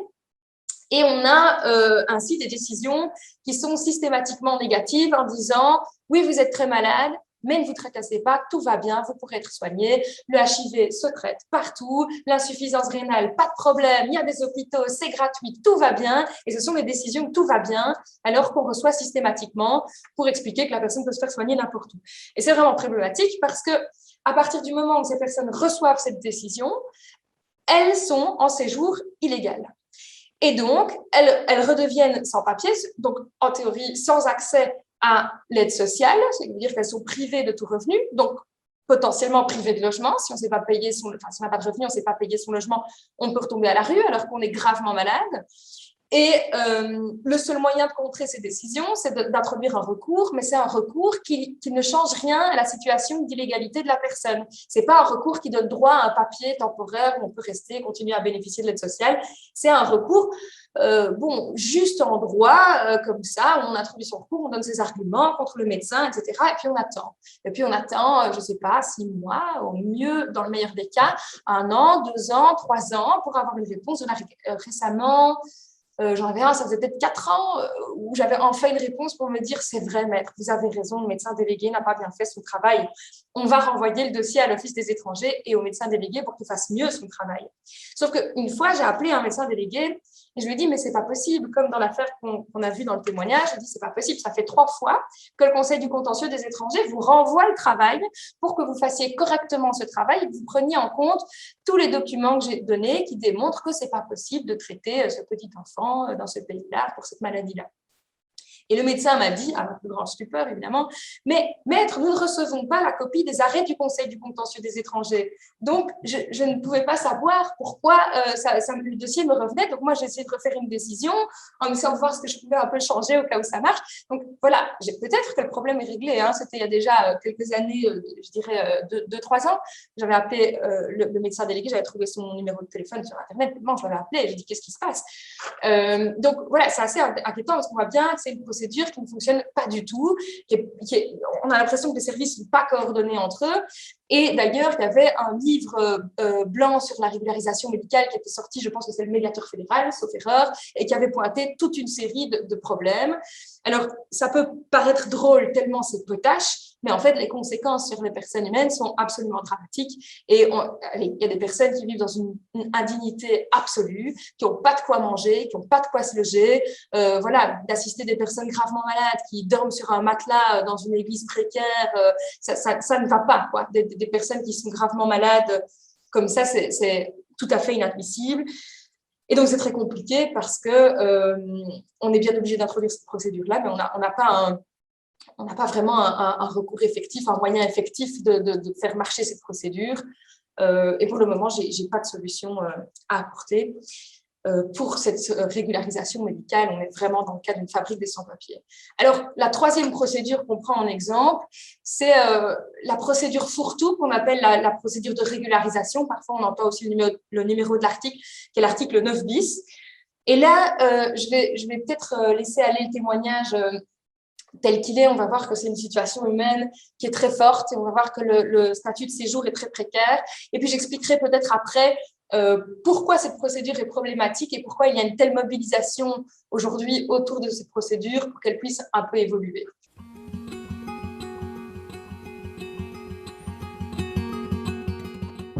Je m'appelle Maria José Freire, je viens du Brésil. Je vais avoir 50 ans cette année. J'étais mère toute seule avec mes 3 enfants, ils étaient tous petits. La grande, elle avait à l'époque 11 ans et le petit, il n'avait que 7 mois. Et j'ai traversé un moment difficile économiquement, on va dire comme ça. J'avais aussi mon papa qui était à ma charge. J'ai quitté le Brésil le 3 décembre 1999. Et 15 jours après, je commençais à travailler. Et regarde bien, je suis allée travailler comme nounou d'un petit qui avait 7 mois. T'imagines? Mes seins avaient plein de lait. Et j'ai gardé un bébé qui avait 7 mois. Et mon bébé même était au Brésil avec ma mère. Mais quand même, c'était une Belge qui m'a donné du travail. J'ai gardé son fils pendant un temps. J'ai jamais senti une étrangère ici. Et je suis une étrangère, je ne parle pas bien le français, mais moi je me sens chez moi.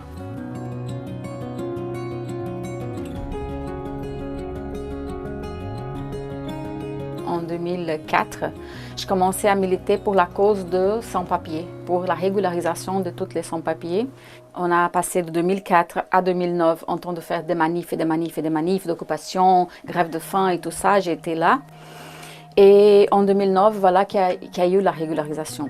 Et en septembre, je suis allée à la commune et avec mes enfants et on a tous eu la carte de séjour et tout allait bien.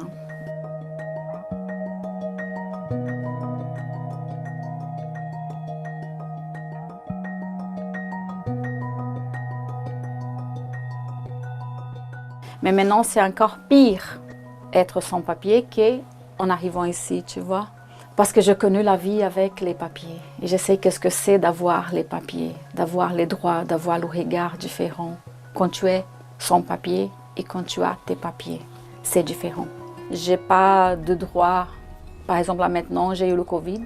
Et là maintenant, si je n'ai pas été travailler, le salaire, il ne rentre pas. Et tu risques même de perdre ton boulot. Parce que la patronne ou le patron, il ne va pas t'attendre. Et ça, c'est désespérant, quoi. Il faut que la société, elle arrête de regarder les sans-papiers comme des bandits. On n'est pas des bandits. On est des humains, on est des personnes comme toi, comme tout le monde, quoi. On a les mêmes rêves, on a les mêmes histoires de vie. On est pareil, quoi. C'est juste un papier qui nous divise.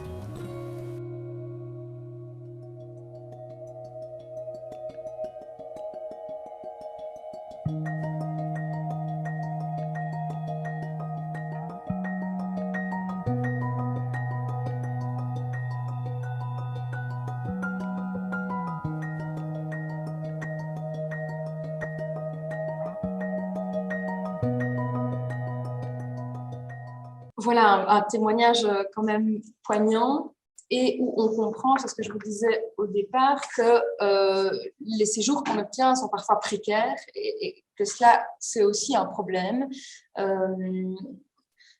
Donc, cette régularisation humanitaire, ce 9 bis, cette procédure fourre-tout, voici comment elle fonctionne. Le principe de base, c'est que toute demande de séjour doit être introduite depuis le pays d'origine. Donc, on doit faire une procédure de visa depuis le pays de sa nationalité. La procédure de régularisation, c'est cette exception qui se base sur le fait de savoir si il existe des circonstances exceptionnelles qui rendraient particulièrement difficile à une personne qui est déjà en Belgique de retourner dans son pays d'origine pour faire une demande de visa et revenir. Et le premier problème de cette procédure-là, c'est qu'en fait, ce qu'on doit prouver, l'existence de ces circonstances exceptionnelles, on doit prouver quelque chose qui est abstrait, théorique et un peu absurde. C'est comme si on devait prouver de savoir s'il était possible que des œufs poussent sur des rosiers.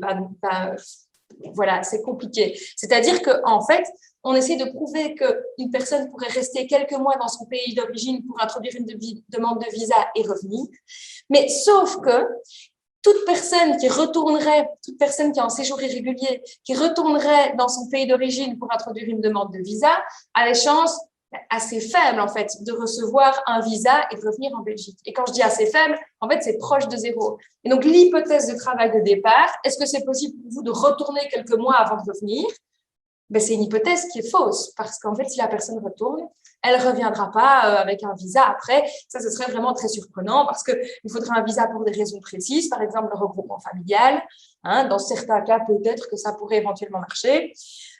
Mais par exemple, pour d'autres situations, le fait que ça fait depuis longtemps qu'on vit en Belgique, etc., il n'y aura pas de visa. La procédure, c'est celle de visa humanitaire, mais ça, Maître Estelle Didi vous en a parlé, c'est un peu de la blague, ça ne va pas marcher, ce n'est pas prévu pour ça.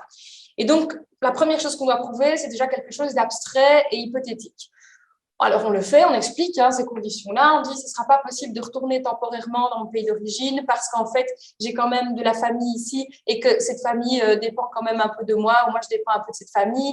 Ce serait là, dans mon pays d'origine, j'ai plus aucun bien, j'ai plus aucune attache, j'ai plus aucun contact qui pourrait m'héberger, même temporairement, même quelques mois pour introduire ma demande. En plus, ici, Je suis en train de suivre une formation et donc c'est compliqué. Si je rate quelques jours de ma formation, quelques mois, il y a des travaux pratiques. Si je retourne là-bas, ça va être très compliqué. En plus, j'ai des conditions médicales qui font que voyager, c'est pas évident. Enfin, on invoque toute une série d'arguments pour expliquer que c'est pas possible de rester quelques mois dans le pays d'origine avant de revenir ici. Mais sauf qu'en fait, c'est pas du tout ça que l'Office des étrangers regarde. Enfin, quand l'Office des étrangers fait l'examen de la demande, il ne va pas non plus se référer à ces critères-là. Ça, c'est un peu le mythe de la loi, c'est qu'on va faire ce critère-là, mais en fait, nous, on sait bien que c'est absurde de réfléchir à ce critère-là, et l'Office des étrangers sait bien aussi que c'est absurde. Ce qu'on retrouve dans certains dossiers, c'est pas plus malin que ça, c'est qu'ils font une grande liste des plus et des moins, et ils regardent les plus pour la personne et les moins par la personne. Par exemple, les plus pour la personne, elle a un petit peu travaillé, elle est intégrée, elle a de la famille ici, etc. Donc, il y a un agent qui prépare ça. Et puis, les moins, ça pourrait être un casier judiciaire, a été chopé par la police ou, que sais-je d'autre, a menti durant sa demande d'asile. Il y a une liste des plus et des moins. Et à la fin, il y a l'agent qui propose d'octroyer ou de ne pas octroyer un titre de séjour. Et puis, il y a le supérieur hiérarchique qui met un tampon pour dire accepter ou refuser. Et ce qui est très perturbant, c'est que même dans les dossiers où il n'y a que des plus, il n'y a pas un seul moins, il y a quand même un tampon refus. Alors là, moi, je suis dans une perplexité profonde, puisqu'on a un critère qui est complètement fantaisiste par rapport à la réalité, qui correspond à rien comme réalité. En fait, la demande est examinée selon d'autres critères, une liste de plus et de moins, donc c'est très bien, on le fait aussi dans nos demandes au cas où. Donc, voilà. Mais en fait, la décision, elle ne se repose pas non plus sur la liste des plus et de moins qu'on trouve dans le dossier. Donc, en fait, on ne sait pas. Alors, je m'étais dit, peut-être que le supérieur hiérarchique a un cachet et qui fait non, non, non, non, hop, allez, oui, non, non, non, non. J'ai réfléchi, j'ai pas compris comment ils prennent des décisions. Parfois, on a des dossiers qui sont parfaitement identiques, on a des décisions différentes. Pourquoi? Pas compris, comprends pas. Et donc, c'est là où il y a une grande mobilisation, c'est pour avoir des critères clairs. Et ça a été fait en 1999, en 2009.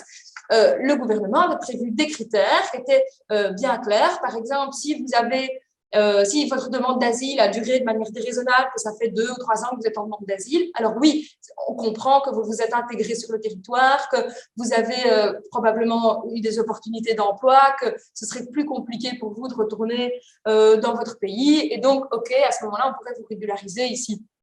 Autre critère, vous êtes une famille avec des enfants qui sont scolarisés, ça fait longtemps que vous êtes ici, on ne va pas empêcher des enfants de poursuivre leur scolarité, ça c'est vraiment dégueulasse, donc oui, évidemment, on vous régularise. Et en l'absence de critères, si on n'a pas ces critères-là, ben, alors on autorise l'administration à faire son non, non, non, non, oh oui, non, non, non, et ça, de faire non, non, non, non, non, oui, non, non, non, oui, non, oui, non, ben, ça c'est ce qu'on appelle typiquement l'arbitraire.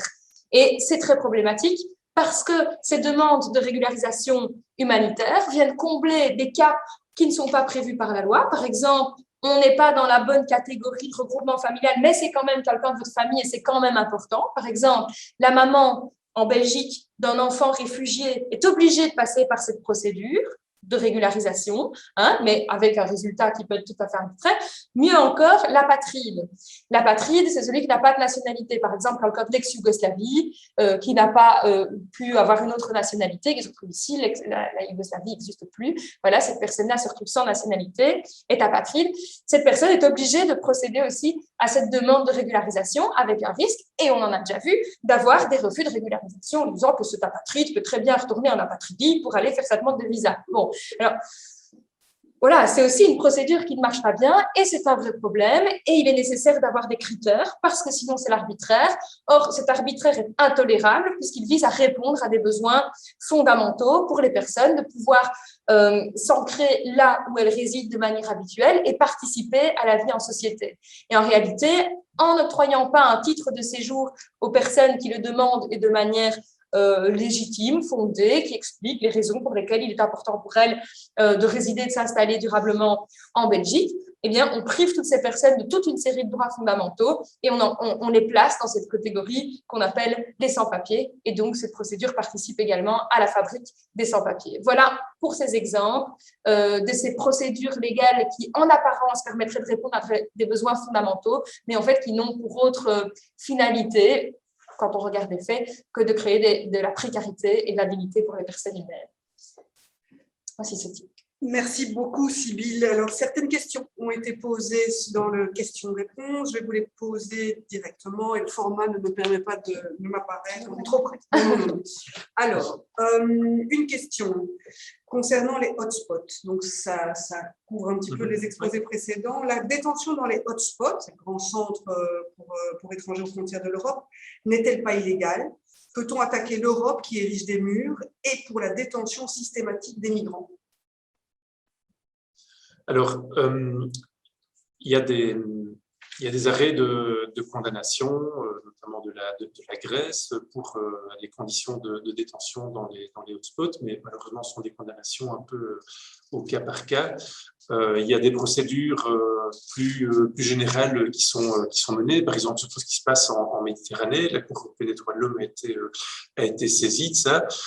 Je dirais que ces recours, parfois, permettent d'infléchir les politiques. Alors, je veux donner deux exemples. Il y a eu un arrêt MSS contre Belgique et Grèce qui concernait l'application du règlement Dublin. Alors, ça n'a pas permis de dire le règlement Dublin est illégal en tant que tel. On sait que c'est une usine à gaz, Dublin, on sait que ça marche vraiment pas, mais politiquement, c'est tellement, enfin, les États y tiennent tellement. Mais par contre, la Cour européenne des droits de l'homme a dit les conditions de vie et les procédures en Grèce sont tellement dégradantes que vous, Belgique, mais aussi vous, autres États membres du Conseil de l'Europe, vous n'avez plus le droit, dans les conditions actuelles, de renvoyer des demandeurs d'asile vers la Grèce. Ça a quand même été suivi des faits, puisque ça a entraîné une suspension des arrêts pendant des années vers la Grèce. Et en même temps, évidemment, la roue a continué à tourner et l'Union européenne a essayé de réinstaurer des systèmes. Alors, et on a actuellement le système des hotspots. On a un arrêt qui a aussi eu une influence très, très importante. C'était l'arrêt Hirsi-Jama contre Italie, qui a en fait condamné l'Italie parce que l'Italie refoulait en pleine mer vers la Libye. Et donc, la Cour européenne des droits de l'homme a dit « Vous n'avez pas du tout le droit de faire ça. Vous devez d'abord décider si les personnes ont besoin de protection ou pas. Évidemment, vous n'allez pas le faire à bord de canaux pneumatiques. » Et donc, ça a dû entraîner, parce qu'il y a quand même eu un respect de la décision, ça a dû entraîner une modification de la politique. Alors, respect de la décision, le temps d'organiser son contournement. Alors, organiser son contournement, c'est comment? C'est en finançant les gardes-côtes libyens, en disant comme ça, c'est les gardes-côtes libyens qui font, comme ça, c'est plus l'Italie ou les États européens. Et donc, la Cour européenne des droits de l'homme n'a plus rien à nous dire. Alors voilà, ça, c'est des succès qui se transforment en demi-succès et puis qui finalement s'étiolent. Maintenant, il y a des procédures aussi radicales contre cette architecture qui n'aboutissent pas, contre cette architecture de la politique d'asile européenne qui n'aboutissent pas. L'exemple qui me vient en tête, c'est le recours en annulation contre l'accord Union européenne-Turquie, où là, c'est la Cour de justice. C'était la Cour de justice qui avait été saisie et qui a dit ah non, en fait, il n'y a pas d'accord, c'est pas de notre compétence, circuler, il n'y a rien à voir. Et donc, voilà, cet accord, pourtant, il est là, il est appliqué. Et en Grèce, aujourd'hui, on continue à vous dire les Syriens n'ont pas besoin d'asile en Grèce puisqu'ils ont la Turquie comme pays tiers sûr. Et aujourd'hui, on vous dit aussi, et les Afghans, la Turquie est aussi un pays tiers sûr, et les Libyens aussi, etc., etc. Voilà, donc ça, c'est les succès, mais aussi les limites des recours face à une énorme volonté politique des États. Merci Pierre. Une autre question sur Dublin qui concerne les différences qui existent entre pays en termes d'accueil et de procédure. Cette base-là permet-elle de remettre en cause légalement le règlement Dublin? Alors, remettre en cause le règlement en tant que tel, c'est difficile parce que de toute façon, le règlement a été adapté déjà, adopté il y a quelques années. Moi, je ne connais pas encore de jurisprudence européenne qui ait dit en fait, vos chances d'être reconnus comme réfugiés dans tel pays sont absolument nulles. Et donc, la procédure d'asile ne fonctionne pas. Même si c'était quand même un des éléments qui était avancé par rapport à la Grèce en 2008, 2009 jusqu'à 2011, parce qu'il y avait un taux de protection en Grèce qui était de, je ne sais plus, c'était 1 ou 2%, mais c'était absolument minuscule. Ça n'a pas été retenu comme tel par la Cour européenne, mais ça a joué pour dire, attendez, il y a quand même un vrai problème.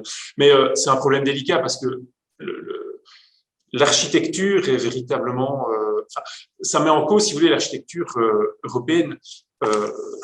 Je ne vais pas amener de PowerPoint, je ne vais pas amener le graphe ici, mais vous pouvez regarder, si vous allez sur vos stats, vous trouverez les taux de reconnaissance. Là, c'est en appel par pays, mais c'est des différences. Je vous ai dit qu'en Belgique, on était à 3,9%, au Portugal, on est à 0%, et en Bulgarie, on est à 90%, soi-disant dans un système uniformisé, mais qui n'a uniformisé que le nom. Merci beaucoup. Autre question, toujours pour Pierre. Peut-on affirmer que le CGRA et l'Office des étrangers travaillent sous la pression de chiffres exigés par le cabinet du secrétaire d'État à l'asile et l'immigration? Et en fait, ça s'adresse un peu à vous deux, s'agissant instance d'asile, mais autre procédure.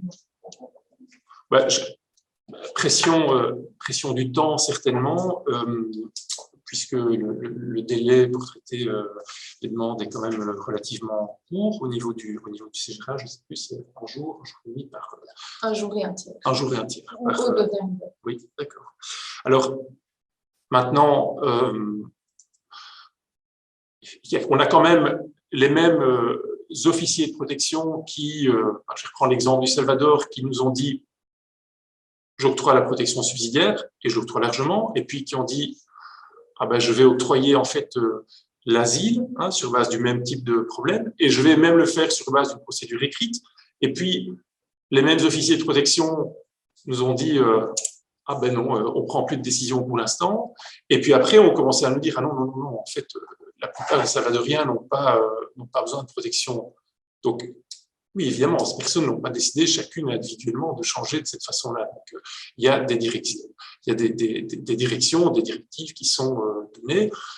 Je dirais que c'est normal. C'est aussi, jusqu'à un certain point, il y a une cohérence, il doit y avoir une cohérence au sein de l'administration. Chacun fait pas ce qu'il fait. Mais bon, ceci dit, quand on voit les mouvements de balancier, ces mouvements de balancier-là, ils sont complètement anormaux, ils sont complètement déraisonnables. Je pense d'ailleurs aussi, j'ai peur d'être mal compris quand j'explique ce qui ne va pas au niveau des procédures. Jamais je ne vise la personne. Je veux expliquer comment les structures fonctionnent et s'imposent aux personnes. Vous avez un turnover très important au niveau des officiers de protection, au commissariat général, parce qu'effectivement, c'est pas évident pour tout le monde de travailler dans ces conditions. Pour l'Office des étrangers, j'ai très envie de répondre. J'ai envie de répondre qu'on ne sait pas, parce que c'est trop opaque. Et c'est pour ça que plusieurs fois, dans les accords de gouvernement, on a parlé de faire un audit de l'Office des étrangers, parce qu'on ne sait pas ce qui se passe. Là-bas, c'est vrai que c'est un petit peu mystérieux, à tel point que le secrétaire d'État, Sami Madi, a récemment déclaré dans la presse qu'il voulait quand même un peu regarder ce qui se passait dans son administration, parce qu'il avait quand même l'impression que c'était une usine à ordre de quitter le territoire. C'est vrai que on a des services qui fonctionnent un peu avec des formulaires qui sont préformatés, on fait du chiffre en matière de nombre de décisions, mais c'est des décisions de mauvaise qualité qui ne sont pas suivies des faits, qui sont annulées par le Conseil du contentieux des étrangers ou qui mèneront de toute façon un titre de séjour. Et peut-être que si on avait appelé l'avocat en disant il manque un document, on aurait évité de dépenser du temps, de l'argent, de l'énergie, du matériel de service public pour des décisions qui sont inutiles.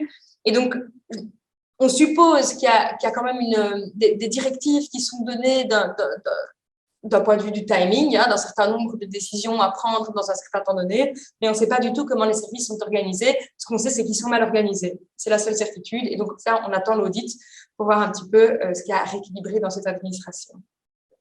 Merci. Une dernière question adressée à Pierre. Que pensez-vous du retour volontaire des demandeurs de protection salvadoriens organisé par la Belgique? D'abord, je veux dire que c'était un choc parce que c'était quand même un des premiers actes importants qui ont été posés par le nouveau secrétaire d'État dans un contexte que j'ai décrit. un contexte qui est quand même qui est controversé, qui est documenté aussi, parce qu'il fait suite, quelques mois à peine auparavant, l'ONG Human Rights Watch avait publié un rapport sur les expulsions, c'était des expulsions forcées effectivement, mais expulsions de Salvadoriens des États-Unis vers le Salvador. Ça concernait des personnes dont les États-Unis avaient dit « vous n'êtes pas des réfugiés ». Et le rapport documentait 130 personnes qui avaient été expulsées et puis qui avaient été assassinées c'était sur la durée de 5 ans qui avait suivi leur retour au Salvador. Et donc, bon, ça fait froid dans le dos. Et quand on parle de retour volontaire dans ces conditions-là, j'ai toujours tendance à mettre le mot volontaire entre guillemets parce que les personnes sont évidemment se retrouver avoir vécu toute sa vie, par exemple, beaucoup de Salvadoriens dans la classe moyenne, mais ce qui fait justement qu'ils vont après être victimes d'extorsion, se retrouver en Belgique, tout de suite avoir un boulot, les enfants qui vont à l'école, se dire pendant 1 an, 2 ans, tout va bien, et puis se retrouver tout d'un coup complètement étranglé, sans rien, ça peut pousser certaines personnes, littéralement par désespoir, à se dire bon tant pis, j'ai plus la force de me battre et j'y vais. Mais voilà, le retour n'est pas nécessairement volontaire dans ce cas-là. Et je trouve que c'est au moins quelque chose de très malheureux, pour ne pas dire plus. Merci beaucoup à tous les deux pour vos exposés et vos interventions. Nous allons pouvoir conclure. Avec Bintou pour la coordination des sans-papiers et moi pour le CIRE, nous allons conclure, mais en réagissant tout de suite aux nombreuses questions qui ont été posées sur la révolte qui vous agit en entendant ces exposés, en entendant l'impasse dans laquelle beaucoup de personnes étrangères se retrouvent. Nous entendons votre appel. Je vous donnerai certaines pistes, mais je pense que Bintou devrait aussi vous y inviter. À toi, Bintou. Après avoir écouté, je reste convaincue de ce que nous disons à la coordination des sans-papiers et au comité des femmes sans-papiers. Dans les propos des uns et des autres, on relève bien que la politique d'asile et migration actuelle s'est éloignée des idéaux de l'accueil et de l'acceptation des migrants en Belgique. De nos jours, solliciter la protection internationale au CGRA est un parcours plein d'embûches et de pièges. Celui ou celle qui vous auditionne part du postulat que votre histoire n'est pas crédible. Nous avons tous en mémoire le cas de Mohamed Masko, ce jeune kurde syrien qui s'est suicidé au début du mois de mai dernier. Sollicité à être régularisé via 9 bis, c'est jeter 363 € de redevance dans les caisses de l'Office des étrangers. Quelles que soient les circonstances que les personnes vont évoquer, elles ne seront jamais exceptionnelles pour l'Office des étrangers. Bien que malade, chercher à être régularisé via l'article 9 ter de l'Office des étrangers attendra que vous soyez au seuil de la mort pour vous régulariser. L'Office des étrangers, tout comme le CGRA, sont des institutions de fabrique de sans-papiers. Leur manière d'interpréter et d'appliquer la loi du 15 décembre 1980 est trop corsée. Cette situation pose beaucoup de soucis aux migrants dans toutes les procédures de séjour que vous connaissez. 75% des personnes qui sollicitent un séjour en Belgique sont installées dans un état de non-statut, c'est-à-dire sans papier. On ose croire que c'est à dessein que les autorités refusent d'établir des critères clairs et la mise en place d'une commission de régularisation. Tout ça pour créer des régiments de sans-papiers qui seront exploités par les patrons. Mon intervention se poursuit avec le contenu de la lettre ouverte que les femmes sans-papiers ont adressée le 17 juin 2021 à Monsieur le secrétaire d'État chargé de l'asile et de la migration, Monsieur Sami Madi. Dans cette missive, le comité des femmes sans-papiers estime qu'au moment où la Belgique s'apprête à sortir de cette pandémie du Covid qui qui nous a tous frappés de plein fouet, de par le nombre de personnes décédées, laissés pour compte les sans-papiers ont besoin de la compréhension et de l'action. Les personnes sans-papiers exigent des perspectives solides et une solution durable. La régularisation n'est pas seulement une revendication des personnes concernées, mais c'est aussi un acte politique sacré qui renforce le vivre ensemble. On ne gouverne pas dans l'exclusion de l'autre, surtout celle des femmes qui les exposent à une grande vulnérabilité. La régularisation des sans-papiers n'est pas seulement une demande adressée à Monsieur le secrétaire d'État Sami Madi. Elle doit être la priorité du gouvernement de Croo dans les jours qui viennent. Nous voulons que le gouvernement de Croo rentre dans l'histoire par la grande porte en étant à la hauteur de cette 70e année de la Convention relative au statut de réfugié, en donnant aux personnes sans papier des perspectives d'une vie stable et contributive aux enjeux de la relance économique en Belgique. Au terme de mon propos, je vais lire ici les 10 raisons pour lesquelles la régularisation des sans-papiers. La première raison, c'est la régularisation des sans-papiers est une urgence sanitaire et sociale. Il n'y a qu'à voir ce qui se passe à l'église de Béguinage, à l'ULB et au VIB. La régularisation des sans-papiers est une solution contre l'exclusion sociale, le racisme et contre la montée de l'extrême droite. La régularisation des sans-papiers est une réponse contre les violences faites aux femmes. La régularisation des sans-papiers est une réponse pour le respect des droits des enfants. Ici, nous vous disons que la scolarisation des enfants sans papier doit être prise en compte comme facteur d'ancrage durable. La régularisation est l'une des meilleures solutions pour juguler la fraude sociale.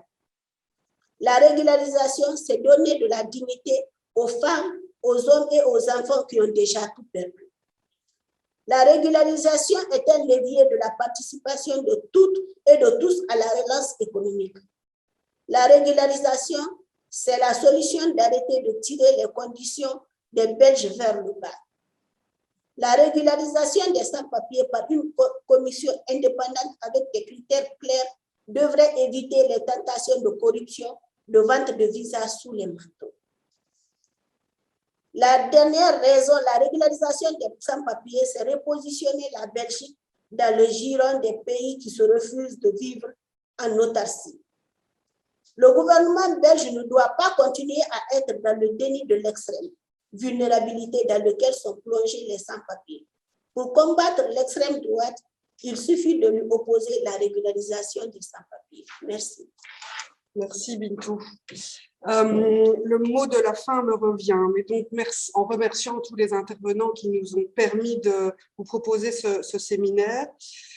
Nous avons voulu illustrer tous les dysfonctionnements dans l'arsenal, la loi relative aux étrangers en Belgique, et illustrer le fait que ces dysfonctionnements expliquent la présence de milliers de personnes sans papier sur le territoire. Ces personnes n'ont pas toujours été sans papier. Une bonne partie des personnes sans papier aujourd'hui, comme Maria dans son témoignage, ont obtenu à un moment un titre de séjour, mais à cause des dysfonctionnements de la loi ou des procédures de recours, l'ont perdu. Et donc, on est aujourd'hui dans une situation où on a 100 à 150 000 personnes sans papier sur le sol belge. Le cadre légal ne permet pas de donner une réponse à toutes ces situations humaines. Et en fait, la régularisation humanitaire, le fameux article 9 bis, qui portait un autre nom dans le passé, n'a jamais été pensé pour être le réceptacle de tous ces dysfonctionnements. Il faut rappeler que, Sybille Gioët l'a dit, cet article 9 bis, le séjour humanitaire, c'est le pouvoir discrétionnaire du secrétaire d'État. Discrétionnaire, pour ne pas dire arbitraire. Et ça ne va pas que le sort de 100 à 150 000 personnes dépende d'un processus à tout le moins opaque, voire arbitraire. Il faut aujourd'hui impérativement prendre conscience que cette politique migratoire crée les sans-papiers, elle crée l'irrégularité de séjour. Et ça n'est pas une régularisation qui crée les sans-papiers, qui les attire sur le sol belge. C'est l'absence de certitude sur les possibilités d'obtenir un titre de séjour ou pas en Belgique.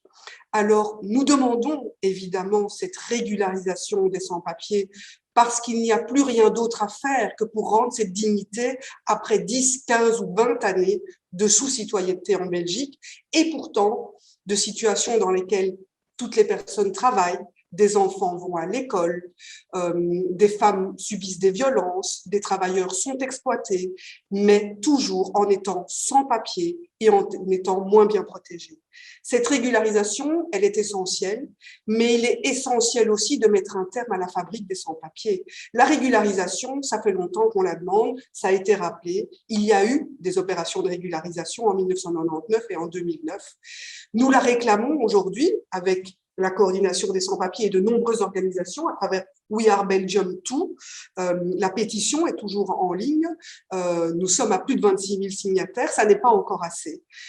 Il faut aussi réclamer, vous toutes et tous qui vous demandez que faire, il faut réclamer un changement de la politique menée à l'égard des personnes étrangères pour que cesse enfin cette fabrique des sans-papiers. La régularisation, c'est pour régler le passé, régler tout ce qu'on n'a pas fait correctement pour le passé et qui laisse sur le carreau 100 à 150 000 personnes. Changer les lois pour éviter désormais qu'un regroupement familial soit un parcours du combattant, qu'une personne gravement malade soit simplement invitée à rentrer dans son pays d'origine alors qu'on sait que c'est de lui laisser aucune chance de survie ou à tout le moins de confort et de soins. Ça n'est plus possible aujourd'hui dans un état de droit comme la Belgique et donc il faut avec nous réclamer la fin de la fabrique des sans-papiers. Il faut informer vos proches, en parler, vous indigner, vous mobiliser. Très concrètement, les personnes sans papier ont des besoins fondamentaux, au-delà de leurs droits fondamentaux, ils ont des besoins fondamentaux. Aujourd'hui, la grève de la faim est dans sa 4e semaine. Les sans-papiers en grève de la faim ont des besoins comme de l'eau, des gobelets, du café. Ils ont des besoins aussi budgétaires parce qu'il faut nettoyer les couvertures, désinfecter les lieux. Mais il y a aussi tous les sans-papiers qui vivent dans des lieux qui sont occupés sans grève de la faim. Il y a de nombreux besoins. Il y a des besoins pour assurer la scolarité des enfants, assurer les soins de santé à des personnes qui sont juste limitées à bénéficier de l'aide médicale urgente. Et donc, vous pouvez vous mobiliser un petit peu, moyennement ou beaucoup, et être à nos côtés dans nos actions. Et dès qu'on le pourra, probablement en septembre, pour une grande manifestation, pour montrer que cette politique-là, nous n'en voulons pas et cette fabrique des sans-papiers doit cesser. Je vous remercie beaucoup pour votre intérêt à ce séminaire et j'espère vous voir nombreux à nos côtés dans ce combat. Bonne soirée à vous. Bonne soirée.